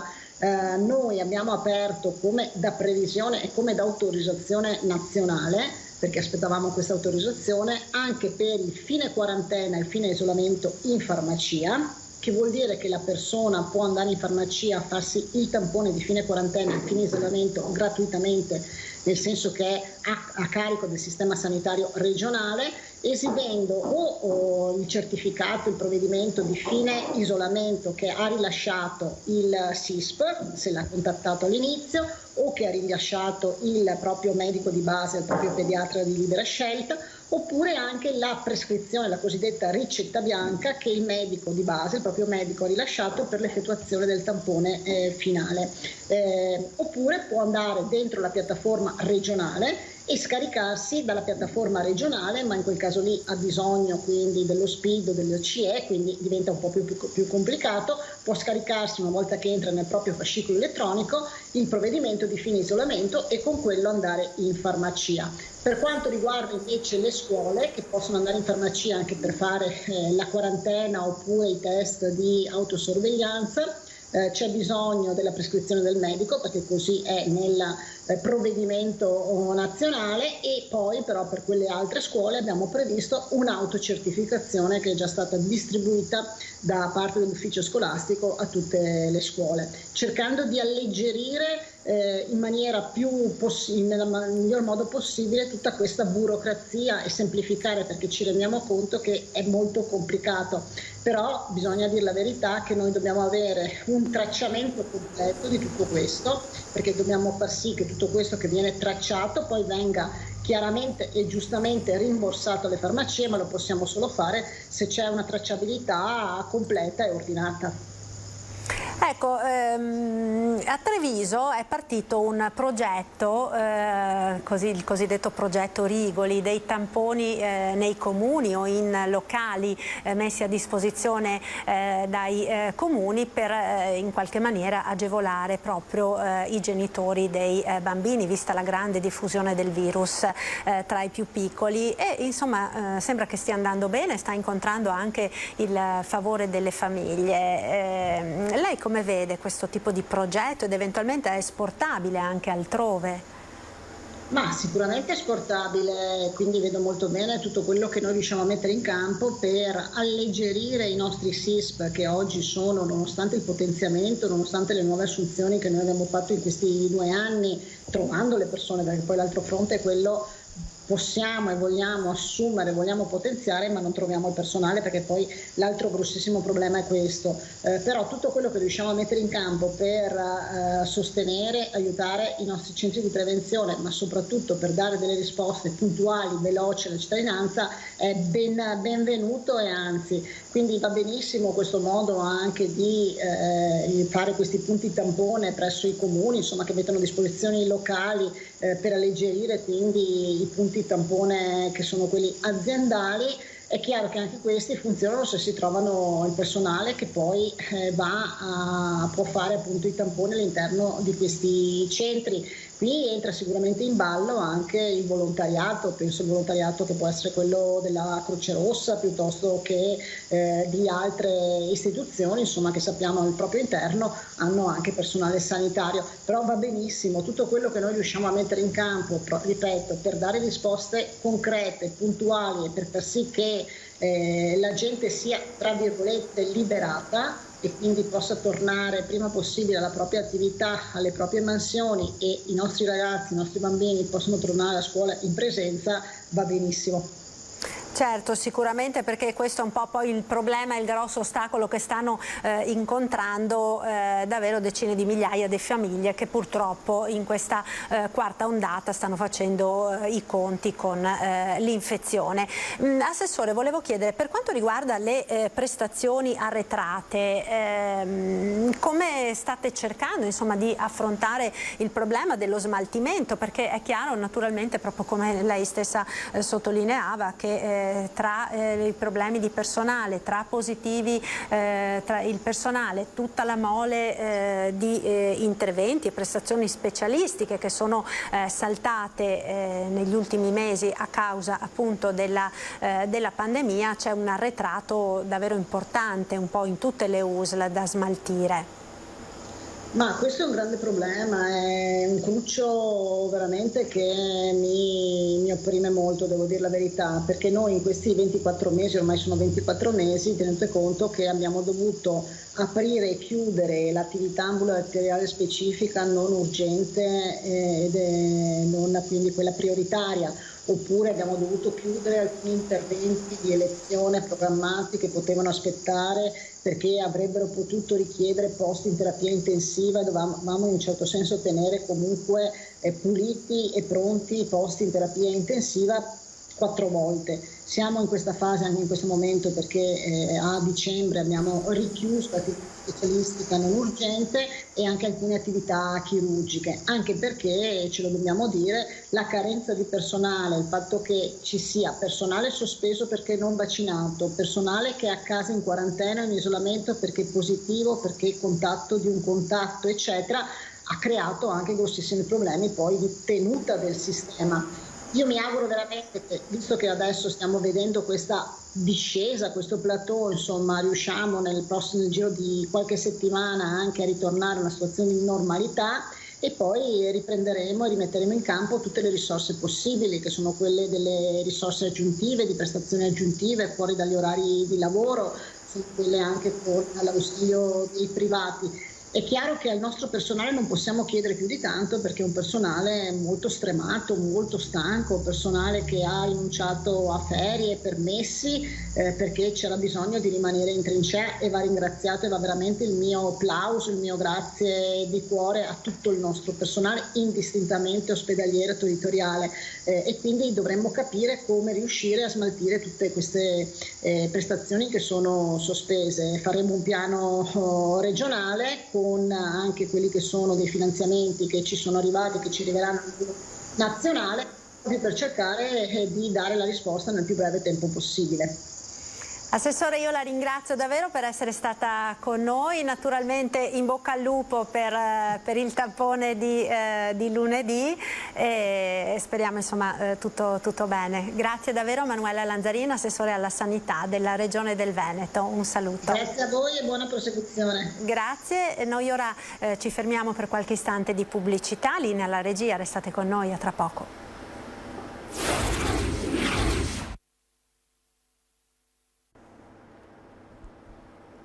Eccoci nuovamente in diretta con il nostro telegiornale, un aggiornamento sull'andamento dello scrutinio della settima votazione per l'elezione del Presidente della Repubblica. Peraltro, come vi dicevamo prima, sembra sia stata trovata l'intesa sul Mattarella bis. Letta con un tweet ringrazia il Presidente, Salvini, Draghi resta al governo, la rabbia invece di Giorgia Meloni. Allora lo scrutinio appunto sta proseguendo su 595 schede scrutinate su 1009. Il Presidente Mattarella ha ottenuto 389 voti, Nordio 64, candidato che è stato votato, l'abbiamo detto prima, da Fratelli d'Italia, Nino Di Matteo 40, Casini 9, Elisabetta Belloni 8, Luigi Manconi 6. Quindi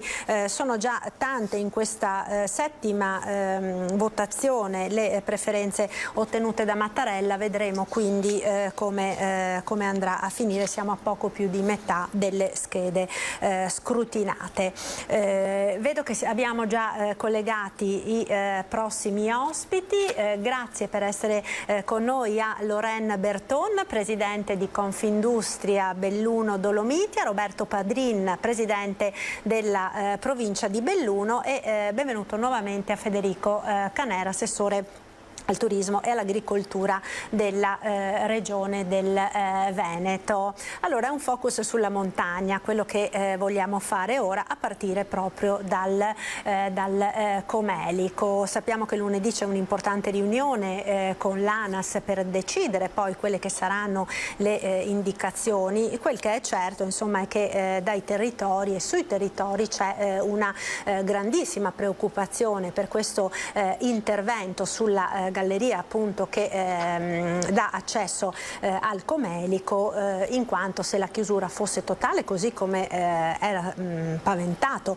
in un primo momento, il rischio isolamento per l'intera valle sarebbe davvero molto elevato. Roberto Padrina, volevo cominciare proprio da lei per chiederle quelle che sono proprio le ultime notizie su questo.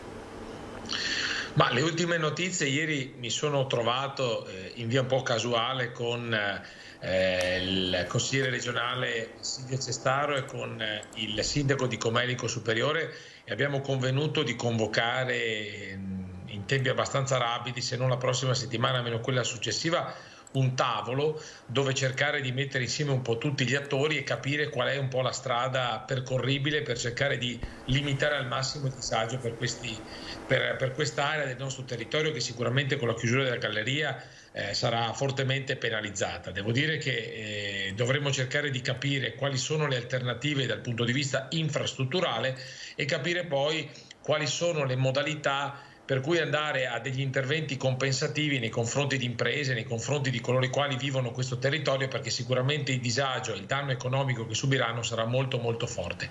Da questo punto di vista, con le categorie si stava un po' cercando anche di fare un po' un'analisi per capire un po' numeri e avere qualche dato in più per poi cercare di fare una proposta concreta anche al governo per venire incontro un po' alle esigenze e ai disagi di tutti.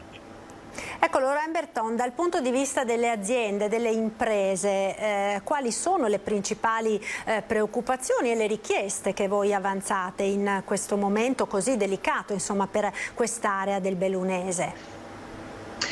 Mi fa piacere sentire dal presidente Padrin che ci sarà un tavolo in cui sono invitate anche le imprese, perché forse non ci si rende conto che non è solo una questione del Comelico, ma anche di tutte quelle imprese che vivono nella zona di Longarone e di Belluno. Io sono già stata contattata da molte di loro perché avendo il personale che scende dal Cadore, una in particolare mi dice: io ho 40 dipendenti, cosa succederà? I sindacati si stanno già muovendo, per cui noi abbiamo bisogno di risposte anche per capire cosa e come muoverci all'interno delle nostre stesse imprese. Dopodiché le scelte non possono essere calate dall'alto, perché noi rischiamo di mettere in ginocchio una comunità che già sta soffrendo tantissimo. La montagna, sappiamo che vivere in montagna è più difficile, è più complicato, ma soprattutto è più costoso. Dopo una pandemia, dopo il costo dell'energia io sinceramente sono preoccupatissima, perché sto vedendo numeri che spaventano le aziende, anche la chiusura della galleria. Io non so se la provincia potrà sopportare questo gravissimo tema. Ecco, ma secondo lei che cosa si potrebbe fare per in qualche maniera attutire l'impatto? Perché effettivamente i lavori in qualche maniera devono essere fatti se c'è un effettivo rischio, no, per quella strada. Allora, innanzitutto ci piacerebbe conoscere qual è l'effettivo rischio, perché è una galleria che è aperta da 30 anni, chi entra in quella galleria sinceramente non vede una galleria a rischio, per cui vorremmo sapere qual è l'effettivo rischio e soprattutto sapere quali sono i tempi. È chiaro che la galleria non può essere chiusa H24, questa è l'unica certezza che il territorio e le aziende hanno bisogno assolutamente di capire e di sapere che questo non avverrà. Ecco, Padrin, che cosa avverrà secondo lei, secondo quanto avete avuto modo, insomma, di sentire anche con le comunità locali e l'ANAS? Pareva, no, si andasse verso una chiusura non totale, a fasce orarie, la notte, insomma, che cosa si prospetta? Ma noi stiamo un po' aspettando una risposta un po' definitiva da parte di ANAS, che ci possa dare un po' una modalità di apertura, seppur in fasce orarie, in base un po' a quelle che sono le esigenze del territorio, perché giustamente come diceva la Presidente di Confindustria Belluno, ci sono moltissime persone che vanno a lavorare poi in Cadore, ma anche nel Longaronese, quindi la situazione è sicuramente molto molto penalizzante. Dobbiamo sicuramente dare delle risposte certe a queste persone, soprattutto negli orari, nei tempi, perché io ho anche delle voci che mi dicono che invece di fare un intervento così imponente sulla galleria si può lavorare per stralci e anche solo in punti particolari. È chiaro che anche qui ci deve essere una presentazione chiara del progetto in maniera da parte appunto di ANAS, e a quel punto là cercare di prendere delle contromisure che siano condivise col territorio. Ecco, Assessore Caner, sicuramente è un grossissimo problema questo per la montagna, quindi per quell'area del bellunese, ma poi appunto, come sentivamo, a cascata per una grande fetta della provincia di Belluno, che appunto si trova già a patire numerosi problemi che purtroppo conosciamo, no, relativamente alla montagna. Innanzitutto saluto gli altri ospiti collegati, dopodiché devo dire che io ho avuto un aggiornamento con la collega De Berti che si occupa di viabilità e mi diceva che c'è un tavolo aperto in prefettura, ma ovviamente il Presidente Padrin l'ha già anche ricordato, e mi dice che la chiusura totale della galleria è scongiurata. Si sta valutando e si è chiesto all'ANAS di trovare delle modalità per intervenire, perché comunque le manutenzioni debbono essere fatte per la sicurezza ovviamente di tutti, ma farle con diciamo, le modalità che permettano di scongiurare una chiusura totale. Ora che questa sia diciamo, l'apertura a fasce orarie o, come mi è stato detto, la possibilità di una viabilità a senso unico alternato, l'importante è che la comunicazione tra le valli continui ad esserci, perché effettivamente una totale chiusura non è prevedibile per le ragioni che sono state dette poc'anzi. Mi dice che comunque la collega De Berti, dopo aver avuto anche un incontro con i sindaci sul territorio, che ANAS ha già avuto questa indicazione di agire in questa maniera. Quindi insomma posso dire che la chiusura totale è scongiurata. Ecco, Lorraine Berton, lei ha più volte insistito nell'ultimo periodo anche sulla necessità delle compensazioni sia per gli abitanti che per le imprese di questo territorio. Ma un accordo va assolutamente trovato e diciamo, non possiamo accontentarci di pacche sulle spalle, per essere chiari. Bisogna comunque organizzarsi e organizzarci bene. Ci sono tantissime cose che possiamo mettere in campo, per esempio delle navette, perché non possiamo pensare che se la strada è aperta a senso unico si arrivi negli stessi tempi. Dopodiché c'è il caro benzina, cosa facciamo per quelli che devono fare tutto il giro? Per cui ci deve essere una compensazione anche per quelle aziende e per le persone del territorio che non possono aggravarsi di ulteriori costi in un momento così difficile. Poi noi siamo anche molto preoccupati per la viabilità emergenziale, per le scuole. Cioè, io vorrei fosse messa, si parlasse un po' di tutto prima di iniziare. Poi sappiamo che se, come ha detto l'assessore Carnere, condivido pienamente, la galleria deve essere messa in sicurezza, ci mancherebbe. Però dobbiamo, prima di iniziare i lavori, trovare le soluzioni, perché ho veramente paura che questa volta il territorio non è disposto ad accettare scelte fatte senza condivisione. Ecco, peraltro un territorio, poi torniamo nuovamente sulla galleria, però un territorio che sta scontando insomma da anni le attese delle decisioni sul comprensorio sciistico e sul collegamento con la Pusteria, no? Collegamento che doveva essere fatto, poi è stato bloccato e chiaramente richiesto a gran voce da tutti gli abitanti della valle per ovviamente dare un sostegno all'economia appunto di questa parte della provincia di Belluno. Assessore Padrini, in questo senso a che punto stiamo? Beh, con l'assessore Caner noi facciamo parte anche della Fondazione Dolomiti UNESCO e ci siamo già espressi sia in quel tavolo ma sia anche autonomamente in rappresentanza dei nostri enti, e quindi noi abbiamo già espresso un giudizio positivo su questo impianto, che potrebbe essere sicuramente una delle soluzioni per rilanciare l'economia del Comelico. Io sono convinto che la montagna ha bisogno veramente di integrare la mobilità attraverso tutto quello che possiamo mettere in campo, e sicuramente gli impianti sciistici possono rientrare in questo contesto, pur ovviamente con un rispetto, una sostenibilità dell'ambiente che ovviamente va preservato, su questo non c'è alcun tipo di dubbio, ma al tempo stesso, se ci sono degli investimenti da fare e hanno, ripeto, delle caratteristiche di sostenibilità, devono essere fatti. E quindi io mi auguro che anche questa partita, dove i soldi di fatto ci sono già, perché c'è una parte messa da un privato, una parte già destinata dai fondi dei comuni confinanti, si possa chiudere finalmente questo cerchio. So che ci sono dei ricorsi al TAR che sono ancora pendenti, ma mi auguro che il 2022 possa veramente essere l'anno in cui si può sbloccare questa situazione. Ecco, Assessore Caner, siamo sulla via dello sblocco proprio per quanto riguarda questo comprensorio o le perplessità sono ancora molte?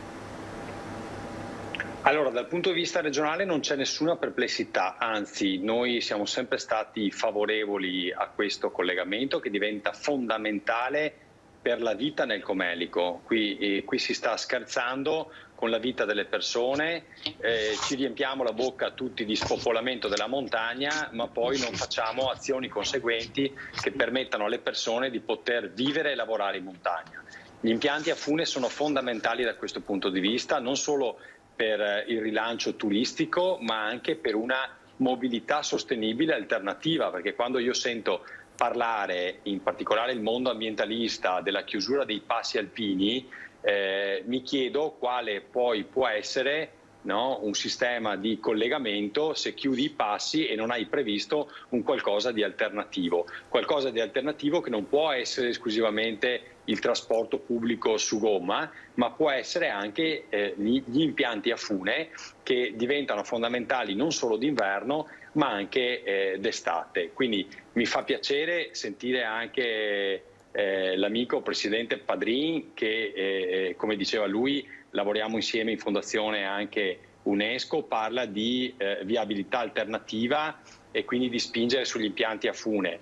Anche se però proprio per il rapporto che c'è anche tra me e Padrin gli devo anche tirare un po' le orecchie e chiedere di modificare il programma elettorale che porteranno come provincia in votazione, se non sbaglio, i primi di febbraio, Roberto, perché lì purtroppo ho visto che nel programma c'è una contrarietà a quelli che sono i nuovi impianti a fune. Non vorrei che l'anima ambientalista di sinistra abbia messo un po' le mani sulla provincia, quindi ti chiedo su questo di fare un confronto magari con la regione, perché il problema non riguarda solo il Comelico, dove tutta la partita è sistemata dal punto di vista anche ambientale, VAS e tutte le pratiche che riguardano la regione. L'unica questione che è ancora in piedi, e lo dico a ragion veduta perché ho fatto poco tempo fa un incontro col sindaco di Comelico e il proprietario, colui il quale dovrebbe investire, cioè il signor Senfter, il tema invece è in mano alla sovrintendenza, cioè l'unico ente che può ancora dire qualcosa e quindi mettere anche la parola fine su questa vicenda è la sovrintendenza. Per il resto tutte le pratiche urbanistiche del comune, delle regole, della regione sono a posto. Quindi Padrin, su questo dobbiamo lavorare non solo per il Comelico ma anche, come tu ben sai, per gli altri impianti sciistici che possono diventare in ottica Cortina 2026 una mobilità sostenibile alternativa alle auto. Ecco Padrin, su questo ci sta la tirata d'orecchi? Ha letto bene Federico che c'era quella parte del programma che ho proposto, perché non verrà sicuramente portato in votazione il 1° di febbraio, perché l'accordo è quello di confrontarsi appunto con il centrodestra per verificare eventuali modifiche e integrazioni nel programma, quindi al momento lo teniamo tranquillo.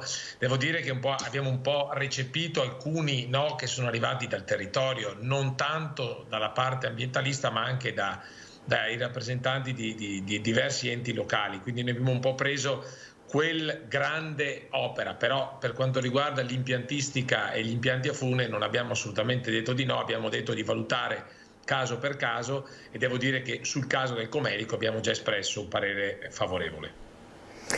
Ecco, stiamo vedendo intanto il titolo "Legge sulla montagna, serve fare presto", perché anche questo è un altro tema, no, molto importante. Peraltro si accennava prima l'assessore Caner allo spopolamento della montagna, poi però evidentemente bisogna dare anche alle popolazioni, no, giustamente quelli che sono gli strumenti per poter restare in montagna, lavorare e vivere in montagna. Lo Loren Bertoni, in questo senso erano arrivate anche delle rassicurazioni dalla ministra Gelmini non molto tempo fa, quando era stata a Padova per dibattere su questo.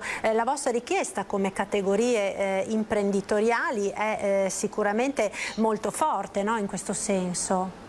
Assolutamente, noi stiamo lavorando bene con il ministro Gelmini e speriamo che questa legge passi il prima possibile. La montagna ne ha bisogno e non stiamo parlando solo della montagna veneta, ma in generale. Mi permetto di agganciarmi a quanto ha detto l'assessore Carner, che lo ringrazio per essere così partecipe in questo territorio, e non è solito per noi bellunesi avere un assessore così presente e anche coerente. Mi permetto di tirare anch'io le orecchie al nostro presidente della provincia, perché oltre a quanto detto da Carner, lui sa benissimo che c'è un altro tema a cui noi abbiamo chiesto di dare spazio, quantomeno al confronto, alla discussione, che è quello del collegamento a nord, che sia autostrada, superstrada. Si dice che è già stata bocciata, non è vero, il territorio lo vuole, le aziende lo vogliono, e noi riteniamo assolutamente, come ha detto l'assessore, che non siano gli ambientalisti a dover parlare. È la gente di questo territorio che deve parlare. Diamo voce al popolo finalmente. Scusi, credevo fosse andato via il collegamento. Loren Berton, per quanto riguarda il collegamento sciistico, invece, di cui stavamo parlando prima con la Pusteria, sappiamo naturalmente che questo rappresenterebbe per l'intero territorio un fortissimo volano legato naturalmente un po' a tutti i settori dell'economia, non soltanto al tema sciistico nello stretto, no? Perché ovviamente tutto questo porterebbe a catena e a cascata poi ha una serie di ripercussioni positive dal punto di vista dell'economia del territorio, sul turismo, ma non solo, no? Assolutamente è indispensabile. Abbiamo uno dei territori più belli, secondo me, del mondo, parlando di montagna, e dobbiamo essere capaci di valorizzarlo. I nostri vicini lo fanno, dobbiamo imparare, dobbiamo avere il coraggio di investire e non dobbiamo avere paura di quelli che dicono sempre di no. Io parlo con imprenditori, parlo con piccoli e grandi imprenditori, non ha importanza. Se il territorio è valorizzato, vengono valorizzate le aziende, l'economia, i negozi, il teatro, il cinema, è trasversale, e soprattutto se il territorio viene valorizzato possiamo pensare anche che i nostri giovani vorranno rimanere su questo territorio e investire in questo territorio, perché è a loro che noi dobbiamo, assolutamente solo a loro che noi dobbiamo avere il coraggio di fare scelte coraggiose, e mi permetto di ripetere, scelte coraggiose e ambientaliste, però ambientaliste dalla parte delle persone del territorio, e non per farla diventare o farla rimanere una riserva indiana come oramai siamo.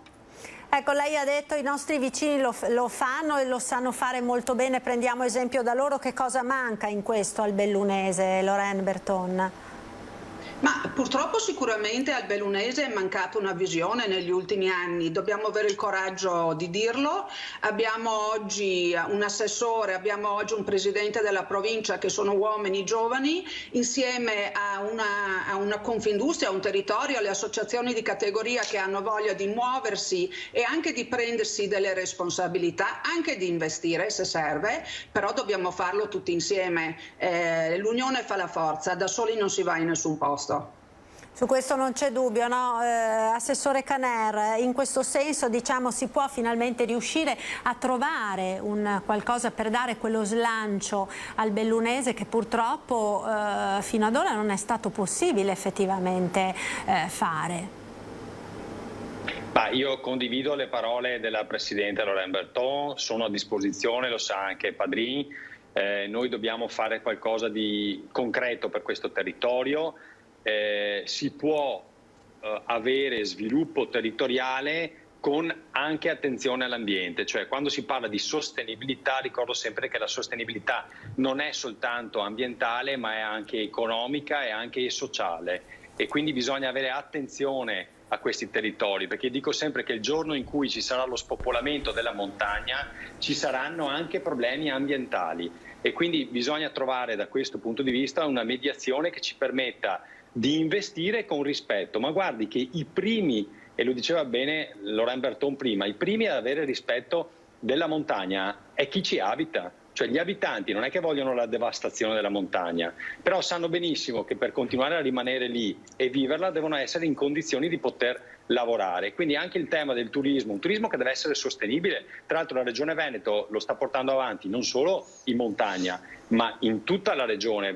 Poc'anzi io e lei discutevamo proprio del progetto sulla costa veneta legata al tema dell'Interreg Italia-Croazia, proprio sulla sostenibilità. Quindi è un tema che assolutamente è all'ordine del giorno, però dobbiamo fare anche gli investimenti. Chiudo anche con un'altra questione che diceva Laurent Berton e che secondo me anche questa deve essere presa in considerazione, che è il prolungamento dell'autostrada e lo sbocco a nord a livello viabilistico. Anche questa non può essere vista come un qualcosa che va in devastazione, perché oggi la tecnologia ci permette di poter avere una viabilità che non sia così impattante, ma che ci permette di far respirare e vivere un territorio che oggigiorno i turisti che arrivano da Germania in particolare, diciamo che seguono la via del Brennero, un Brennero che ormai è intasato e che sta mettendo in difficoltà la stessa regione Trentino-Alto Adige,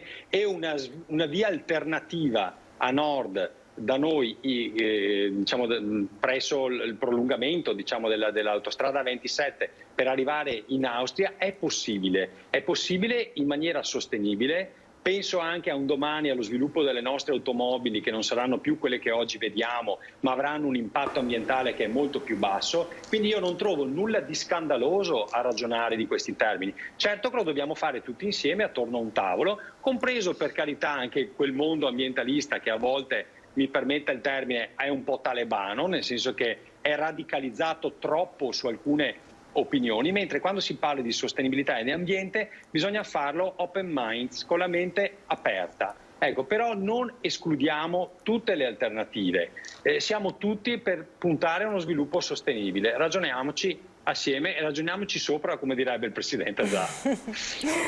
Ecco, Padrina, allora per concludere, perché effettivamente anche di questo, no, se ne parla davvero da decenni, però anche il sabato e la domenica, quando si va e si torna dalla montagna, si rimane in coda, imbottigliati, guarda caso anche in quella di Longarone, che lei conosce bene, no? Beh, allora, siccome sono stato tirato in ballo è giusto che risponda. Io devo dire che si sono portate avanti, soprattutto in questi ultimi tempi, alcune scelte che non è che possiamo più cambiare, cioè nel senso che è anche condivise con la Regione Veneto in primis. Cioè, quando si decide che la variante di Longarone è un'opera fondamentale per le Olimpiadi, credetemi, in questa valle stretta non è che ci possiamo fare una variante, anche il prolungamento autostradale, quindi la scelta è fatta, purtroppo, devo dire, da questo punto di vista, e al tempo stesso vi posso garantire che all'interno del mio programma ho inserito lo sbocco a nord, che comunque è una esigenza e sono convintissimo che sia un'operazione da portare avanti insieme, che sia strada, che sia autostrada, decidiamo tutti insieme, però sono convinto che questo è indispensabile e fondamentale.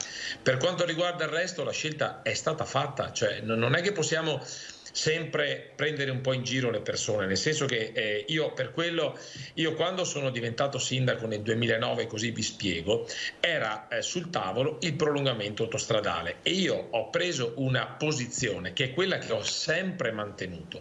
Per me risolvere il tappo di Longarone è realizzare un'opera che sia realizzata nel più breve tempo possibile, sia un'autostrada, sia una superstrada, sia... A quel tempo era il prolungamento autostradale, perché c'era quel famosissimo project financing da 1 miliardo, mi pare 200 milioni, che lo portava fino, mi pare, a Caralte, a Perarolo, e quello io l'ho sposato perché quella era in quel momento la soluzione più vicina e immediata. Poi purtroppo si è arenato tutto, nonostante il CIPE avesse già approvato quell'operazione, secondo me, mi pare per questioni legate un po' ad alcune imprese private che avevano messo insieme questo project financing, e a quel punto la cosa è decaduta. Io con il presidente Zaia mi sono più volte confrontato su questo tema e anche lui, insomma, all'inizio era abbastanza consapevole che quella poteva essere la strada percorribile. Poi, con l'ottenimento delle Olimpiadi, è venuto avanti questa realizzazione di questa variante, e quindi noi ci siamo spostati su questa idea perché sembra, e in questo momento è l'idea più concreta nel più breve tempo possibile da realizzare. Quindi io la vedo molto difficile, per quello che da parte mia ho abbandonato, perché è inutile che ci concentriamo su dei temi che poi non hanno nessuno scopo. Quindi andiamo avanti sul discorso variante, io lo condivido pienamente, e contestualmente cerchiamo una soluzione per uno sbocco a nord che possa garantire a un territorio come il Comelico non più di sopravvivere ma di vivere. Ecco, un'ultima battuta proprio per concludere. Allora, Berton, la vedevo scuotere la testa, Presidente, quando ha iniziato a parlare appunto il sindaco di Longarone. Sì, perché non penso che la variante di Longarone può e debba escludere lo sbocco a nord. Noi come Confindustria, come associazione di categoria, abbiamo un tavolo delle infrastrutture che sarà convocato brevemente, e dello sbocco a nord continueremo a parlare. Dopodiché, quale sia la soluzione migliore, perché il prolungamento della A27, o chiamarlo sbocco a nord, o chiamarlo superstrada, o qualsiasi altro nome vogliamo darci, a noi va bene. Sinceramente il nome non ci interessa. Ci interessa poter percorrere e uscire dal Cadore facilmente con le nostre merci, con i nostri turisti, e far arrivare i turisti, per cui è nell'interesse di tutti questo benedetto sbocco a nord. A prescindere, sono d'accordo con l'assessore, guarda, non sono mai andata così d'accordo con un assessore come oggi. Sono assolutamente d'accordo che i veri ambientalisti sono i popoli che vivono i territori, e che sicuramente sapranno essere parte in questo progetto. Allora, Padrin, io non parlerò più di prolungamento della A27, parlerò di sbocco a nord, ma ti chiedo veramente di essere presente su questo tema, perché allora, se noi non facciamo questo benedetto sbocco a nord, Padrin, tu e io specialmente, che siamo bellunesi, ce ne prendiamo la responsabilità di fronte ai nostri figli, e io oramai dico anche ai nostri nipoti, perché senza sbocco a nord la provincia di Belluno rimane tagliata fuori. Poi usiamo tutte le tecnologie migliori che ci sono. Guardate, Confindustria, come dire, è assolutamente contenta e soddisfatta se questo è il tema, anzi ci vedrà direttamente interessati. Bene. Mi allineo anch'io allo sbocco a nord. Allora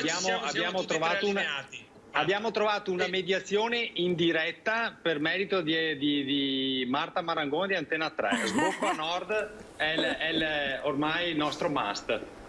Grazie, allora, grazie davvero per essere stati con noi ed averci aiutato a fare proprio un punto sul bellunese e su quest'area in particolare poi del bellunese sulla quale ci siamo concentrati oggi. Grazie a Lorraine Berton, presidente di Confindustria Belluno Dolomiti, a Roberto Padrin, presidente della provincia di Belluno, e a Federico Caner, assessore al turismo della regione del Veneto. Una buona giornata e un buon lavoro naturalmente a tutti e tre. Grazie. Un saluto, grazie. Noi ora andiamo in pubblicità, abbiamo un aggiornamento però per quanto riguarda la votazione del Presidente della Repubblica. Si è conclusa appunto poco fa. Mattarella ha ottenuto 389 voti, quindi si andrà alla votazione, all'8ª votazione oggi pomeriggio, appuntamento alle 16:30, e l'indicazione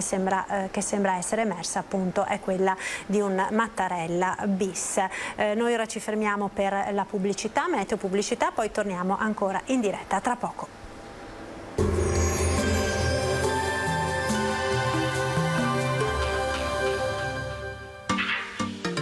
Tremonti, attrezzature e materiale per saldatura professionale a Montebelluna. Benvenuti al meteo. Tempo stabile, ma la tradizione dei giorni della merla sembra proprio non verrà rispettata quest'anno. Infatti il periodo generalmente più freddo dell'inverno è tenuto sotto scacco da un anticiclone, tutt'altro che gelido. Vediamo la situazione nel dettaglio. Sul Veneto sabato 29 gennaio sarà una giornata asciutta. Al mattino cielo inizialmente nuvoloso in pianura e in qualche valle prealpina con foschie e nebbie, ma in diminuzione fino a cielo in prevalenza sereno o poco nuvoloso nel corso del pomeriggio. Dalla sera ancora riduzioni della visibilità.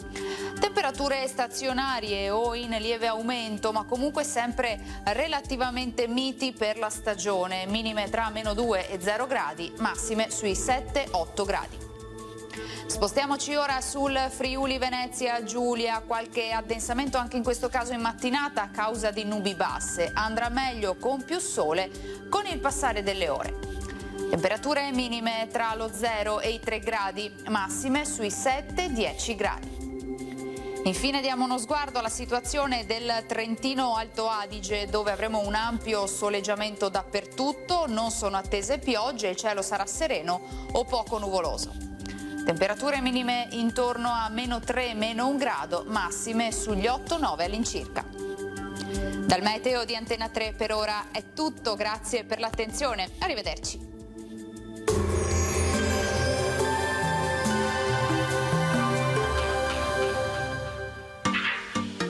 Tremonti, attrezzature e materiale per saldatura professionale a Montebelluna.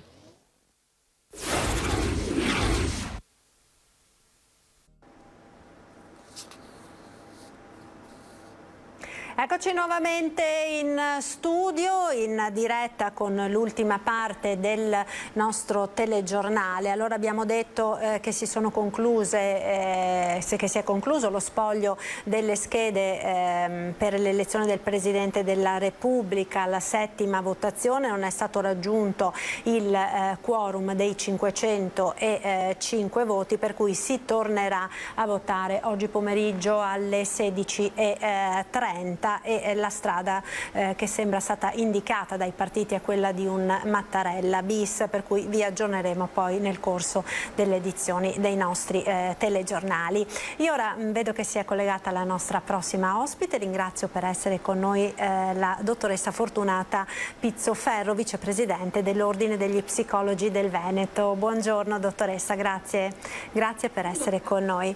Con lei volevo parlare di un problema che purtroppo sta emergendo in molte famiglie con figli adolescenti, perché questi ultimi 2 anni di pandemia hanno avuto delle ripercussioni sulla tenuta psicologica, diciamo, delle famiglie e dei ragazzi, e in queste ultime settimane, che hanno visto peraltro poi un'esplosione dei contagi da variante Omicron, con tantissimi, veramente tantissimi ragazzi in quarantena, in isolamento, a casa da scuola, quindi stanno emergendo tutta una serie di criticità che già negli ultimi 2 anni man mano erano latenti, tant'è che un ultimo studio che è stato presentato proprio pochi giorni fa ha evidenziato come un adolescente su 4 manifesti dei sintomi depressivi. Vuole un po' spiegarci che cosa sta succedendo ai nostri ragazzi? Sì, questi sintomi depressivi, che a volte vengono comunque comunemente chiamati depressioni da Covid, forse dovremmo domandarci se sono causate dal Covid, oppure il Covid è appunto quella cosa che fa un po' scoperchiare un fenomeno che era già presente prima. È un po' come crollano a scuola. È stato un terremoto o è stata la poca malta che è stata utilizzata negli anni precedenti? Gli adolescenti ora mostrano in grande parte un disagio, come del resto gran parte della popolazione. Però è anche giusto dire che non tutti gli adolescenti stanno male. Sicuramente c'è una quota parte di adolescenti fragili che prima potevano essere meglio puntellati, ma che comunque sarebbero crollati di fronte a qualunque altra emergenza. Così come per le scuole non ci sono solo i terremoti per gli edifici, ma ci sono le alluvioni, gli incendi. Nella vita di una persona succedono diversi avvenimenti negativi è che siamo in una fase storica nella quale l'avvenimento negativo coinvolge tutti nello stesso momento e quindi c'è una concentrazione maggiore di persone che stanno male nello stesso momento. Ecco, che cosa si può fare allora per aiutare i ragazzi? No, perché ne abbiamo parlato tanto, ma evidentemente se la situazione ancora è questa, qualcosa bisognerà pur fare a livello di scuole, a livello di famiglia, a livello di società intera. Beh, io casualmente prima, mentre aspettavo, ho assistito in diretta al fatto che lei ha messo d'accordo questo accordo epocale sull'uscita nord, quindi potrei avere grandi aspettative anche sul suo intervento rispetto ai fondi strutturali per la salute mentale, per le scuole. Quello che è necessario fare è proprio come per la montagna, è necessario investire più che correre ai ripari in un secondo momento. Molto spesso quando succede un evento catastrofico come appunto quello del crollo della scuola, allora se ne parla e allora si pensa a ricostruire, ma è necessario che gli edifici siano messi in sicurezza prima, così come è necessario che i bambini e poi gli adolescenti vengano accompagnati nel loro percorso di vita fin dalle scuole materne per essere vicini non solo ai bambini che crescono ma anche agli educatori, dare degli strumenti, cogliere prima i segnali di disagio. Quindi sicuramente una cosa che è necessario fare ora è pensare a un investimento strutturale nelle scuole, quindi non solo correre ai ripari, perché sicuramente è necessario poter in qualche modo rielaborare delle emozioni negative vissute in questo contesto, ma è anche necessario guardare avanti nel dare poi un sostegno strutturale che prima non veniva dato perché veniva sempre considerato un bisogno di serie B. Sicuramente, quindi è un lavoro a monte che va fatto ed è un lavoro non da poco, no, dottoressa Pizzoferro, perché chiaramente sono tutti gli aspetti della società che vanno coinvolti in questo, dicevamo la scuola, la famiglia, la società, insomma c'è un grandissimo lavoro da fare, ma intanto diciamo nell'immediatezza le famiglie che si trovano a fronteggiare questo problema, come devono comportarsi? Che consiglio può dare lei ai genitori? Quali sono i segnali ai quali bisogna prestare attenzione e che possono far preoccupare? Come prima cosa prendersi cura di se stessi tutti, perché anche un adulto che è allo stremo dell'energia, un adulto stressato, un adulto che a sua volta si sente triste e soverchiato da questi problemi non può essere d'aiuto ai figli, ai nipoti, agli adolescenti che ha in carico. Quindi ognuno prima di tutto deve pensare al proprio benessere mentale. E una cosa che dobbiamo sicuramente coltivare è anche la comunicazione e ciò che noi stiamo comunicando ai bambini e agli adolescenti. Mi è successo per esempio in una delle interviste che ho rilasciato in questi giorni la domanda ma c'è secondo lei una speranza per questi ragazzi? Ecco, questa è una domanda che noi non dovremmo nemmeno porci, perché non dobbiamo avere il dubbio che loro abbiano una speranza, perché altrimenti e anche gli adolescenti potrebbero avere il dubbio che non c'è speranza, ma se non c'è speranza non c'è motivo per crescere e per fare delle cose proattive per se stessi e per gli altri. Quindi dobbiamo partire come educatori dalla certezza che è un periodo difficile nel quale se ognuno fa una piccola cosa, allora sarà molto più facile rimettersi in carreggiata e magari anche ricostruire appunto meglio di prima, perché anche prima c'erano diverse cose lasciate andare, motivo per cui alcuni bambini e adolescenti presentavano certe fragilità non trattate. Quindi dobbiamo sempre nella comunicazione con i bambini preservare questa sicurezza, che comunque è una fase della vita, ce ne sono altre, ce ne saranno altre, ma l'importante è costruirsi dei meccanismi di difesa e arrivare preparati. Senz'altro, è chiaro che per affrontare poi anche tutte queste problematiche serve una preparazione da parte dei docenti, da parte di chi la affronta. E voi come ordine degli psicologi da tempo state un po' lamentando, no? la carenza di personale negli ospedali, nelle strutture, forse anche il fatto che non sia prestata la dovuta attenzione all'importanza della figura dello psicologo. Sì, come si diceva prima, strutturalmente i fondi per la salute mentale sono sempre stati considerati di serie B o anche C, e quindi è un po' la Cenerentola, no, della sanità, come se la salute mentale fosse meno importante degli altri campi della salute che coinvolgono il nostro organismo, no? Anche se di fatto una persona, ma almeno un adolescente che non sta bene con se stesso e non sta bene con i propri pensieri e le proprie emozioni, comunque accumulerà una serie di comportamenti lesivi, una serie di disturbi psicosomatici che poi contribuiranno anche all'emergere di malattie dal punto di vista fisico. Quindi investire in psicologia è utile anche alla prevenzione dal punto di vista della salute non solo mentale ma anche fisica. Quindi noi come ordine continuiamo a dire che è necessario potenziare i servizi sanitari e anche la presenza degli psicologi strutturata all'interno delle scuole. Nell'ultimo anno ci sono stati dei fondi per l'emergenza, però un intervento nell'immediato a breve termine ovviamente va a puntellare delle situazioni, ma non può fare quello che dicevamo prima di costruire e mettere in sicurezza degli edifici affinché non crollino nelle diverse vicissitudini che possono incontrare nella vita.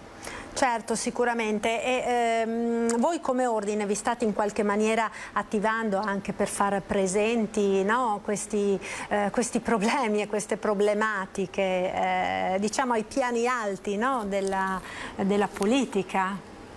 Certo, cerchiamo costantemente delle interlocuzioni con i consiglieri regionali, con la Commissione Sanità della Regione. Purtroppo sono processi molto lunghi, ci sono sempre delle emergenze immediate. Io non voglio utilizzare le parole che mi hanno preceduto, non voglio tirare le orecchie a nessuno, però vorrei che ci sedessimo ad un tavolo per lavorare insieme per costruire appunto questo futuro di maggior speranza per i nostri bambini.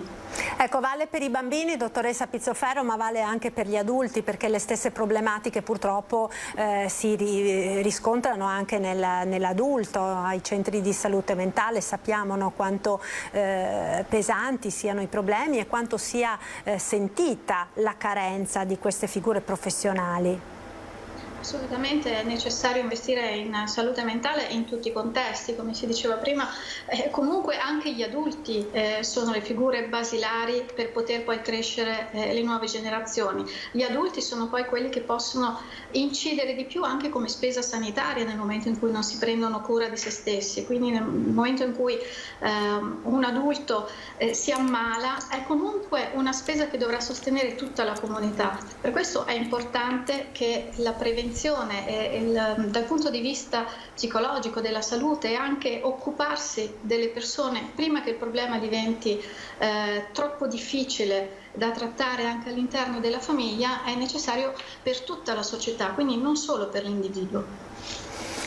Dottoressa Pizzoferro, io la ringrazio davvero per essere stata con noi e per averci aiutato a fare un punto su queste problematiche che purtroppo abbiamo visto, insomma, stanno interessando tanti ragazzi, tanti adolescenti in questo momento, insomma, difficile che stiamo attraversando. Grazie a Fortunata Pizzoferro, vicepresidente dell'Ordine degli Psicologi del Veneto. Una buona giornata e un buon lavoro a lei. Grazie. Allora, noi ora dovremo avere in collegamento la collega Chiara Gaiani dalla redazione di Padova. Fatemi sapere dalla regia appena è pronta Chiara, perché ci sono delle novità per quanto riguarda la questione delle amministrative a Padova. No, la collega Gaiani non c'è e eccola qui, sì, ora la vedo. Chiara, buongiorno. Buongiorno, eccoti qua. Buongiorno a tutti i telespettatori. Sì, ci sono delle novità sul fronte delle elezioni amministrative. Padova a primavera, quando sono la data delle elezioni, eleggerà il suo sindaco, già candidato la settimana scorsa, ve l'abbiamo raccontato, il sindaco attuale, ovvero Sergio Giordani, alla guida di una coalizione di centrosinistra. Ieri è uscita allo scoperto quella che era una candidatura nell'area, che dovrebbe essere la candidatura del fronte invece di centrodestra, ovvero l'imprenditore Francesco Peghina, un imprenditore molto noto per la sua passione sportiva, è anche tra i fondatori della maratona a sostegno della città della Speranza, è stato presidente di Industria Sport, oltre a essere stato anche presidente degli industriali di Padova. Ecco, di Francesco Peghin è circa un anno, insomma, il suo nome è circa un anno che sta rimbalzando nei quotidiani, ma non solo, insomma anche in vari ambienti. Ha fatto questa mossa un po' tra virgolette a sorpresa, candidandosi in modo spontaneo, in modo civico. Non ha per ora rilasciato nessuna dichiarazione né alle televisioni né ai quotidiani. Domani dovrebbe proprio presentarsi alla città, anche qui in un modo che sarà del tutto nuovo, proprio per farsi conoscere. Non sarà quindi un'assise, non sarà quindi un incontro aperto al pubblico. D'altra parte, insomma, anche i tempi della pandemia impongono e obbligano ovviamente il rispetto di molte norme, di molte misure.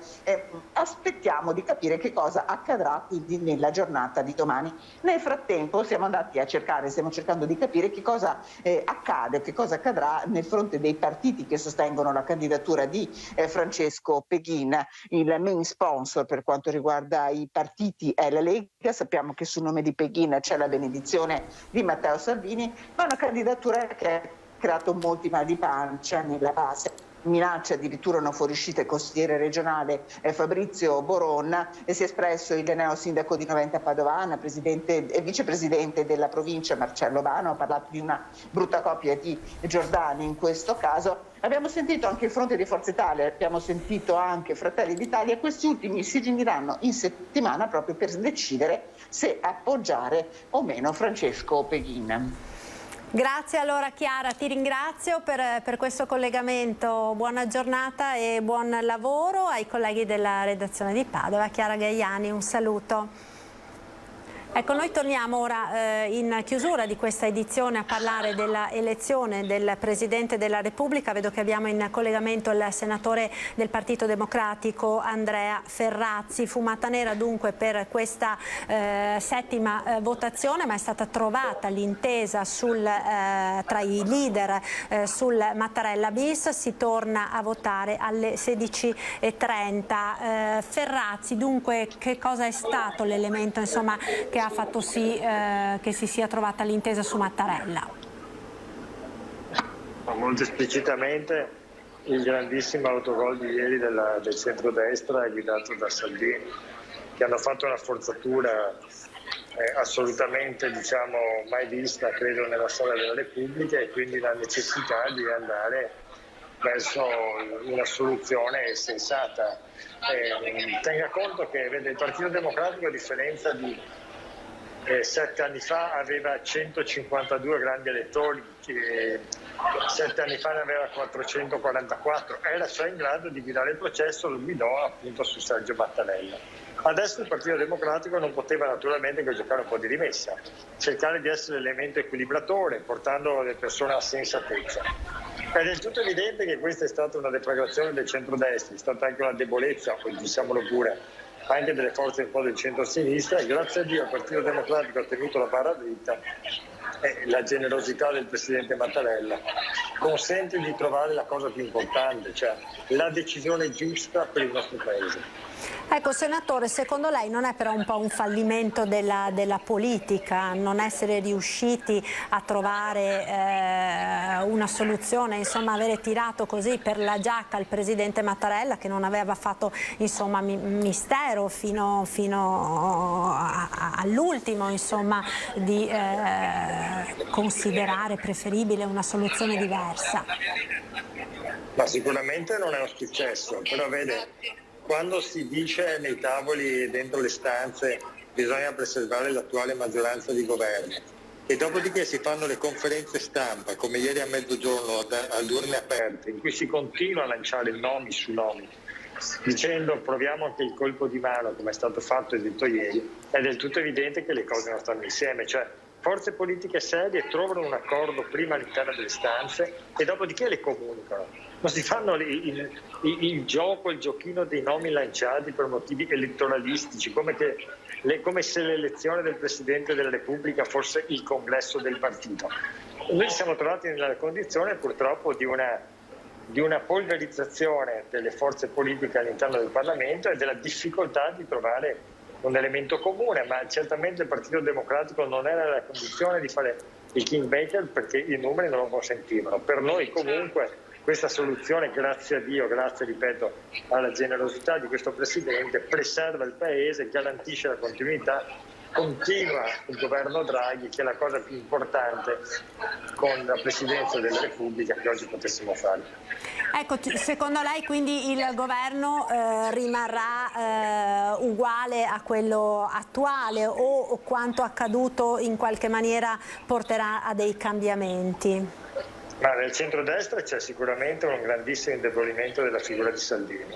Il fatto che in quest'ultima giornata siano venuti a trattare con noi non già Salvini a nome di tutti come fino a ieri, ma ognuno per la propria parte, dimostra proprio un fallimento e probabilmente anche una grande difficoltà del tenere insieme i pezzi del centrodestra.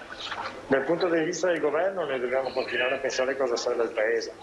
Serve una continuità, serve portare a terra il PNRR, non basta scriverlo sulle carte, bisogna che arrivino i soldi ai nostri sindaci, ai nostri cittadini, per i servizi, per le infrastrutture, per il digitale, per la transizione ecologica. Bisogna garantire quella continuità di governo per chiudere con questa maledetta pandemia. Stiamo vedendo bene la luce in fondo al tunnel. Questi 12 mesi di governo devono essere mesi senza alcuna perdita di tempo in battibecchi politici che non servirebbero a nessuno. Ecco, senatore Ferrazzi, e l'asse con i 5 Stelle, PD 5 Stelle, secondo lei con quanto accaduto insomma, in queste ultime ore, questa fuga in avanti anche che c'era stata di Giuseppe Conte, si è in qualche maniera incrinato? Ma i 5 Stelle sono stati in difficoltà anche in questa trattativa, è del tutto evidente. Oggettivamente Conte ha provato un colpo di mano, un asse con Salvini che non era certamente all'interno di quello che era stato definito, ma mi pare che all'interno dello stesso partito movimento sia in corso un lavoro che noi naturalmente rispettiamo, non vogliamo entrare nelle questioni degli altri, però va definita una linea politica un po' più omogenea, un po' più, come dire, coerente e un po' più raccontabile, diciamo così, in maniera unitaria. Quindi si tornerà a votare alle 16:30 oggi pomeriggio? Alle 16:30 si voterà, sarà grazie a Dio un grandissimo voto al Presidente Mattarella, io ho avuto il piacere di averlo già votato sia ieri che oggi e quindi per me sarà, come dire, l'ennesimo voto, una grandissima soddisfazione, una grande stima per il Presidente che io, come dire, già espresso anche nei giorni scorsi e siamo nella condizione di dire al nostro Paese abbiamo un grande Presidente e andiamo avanti con lui. Grazie al senatore Ferrazzi del Partito Democratico per essere stato con noi, buona giornata, buon lavoro naturalmente per oggi pomeriggio, un saluto. Siamo intanto giunti al termine di questa prima edizione dei nostri telegiornali, grazie a tutti voi telespettatori per averci seguito, un buon pomeriggio, arrivederci.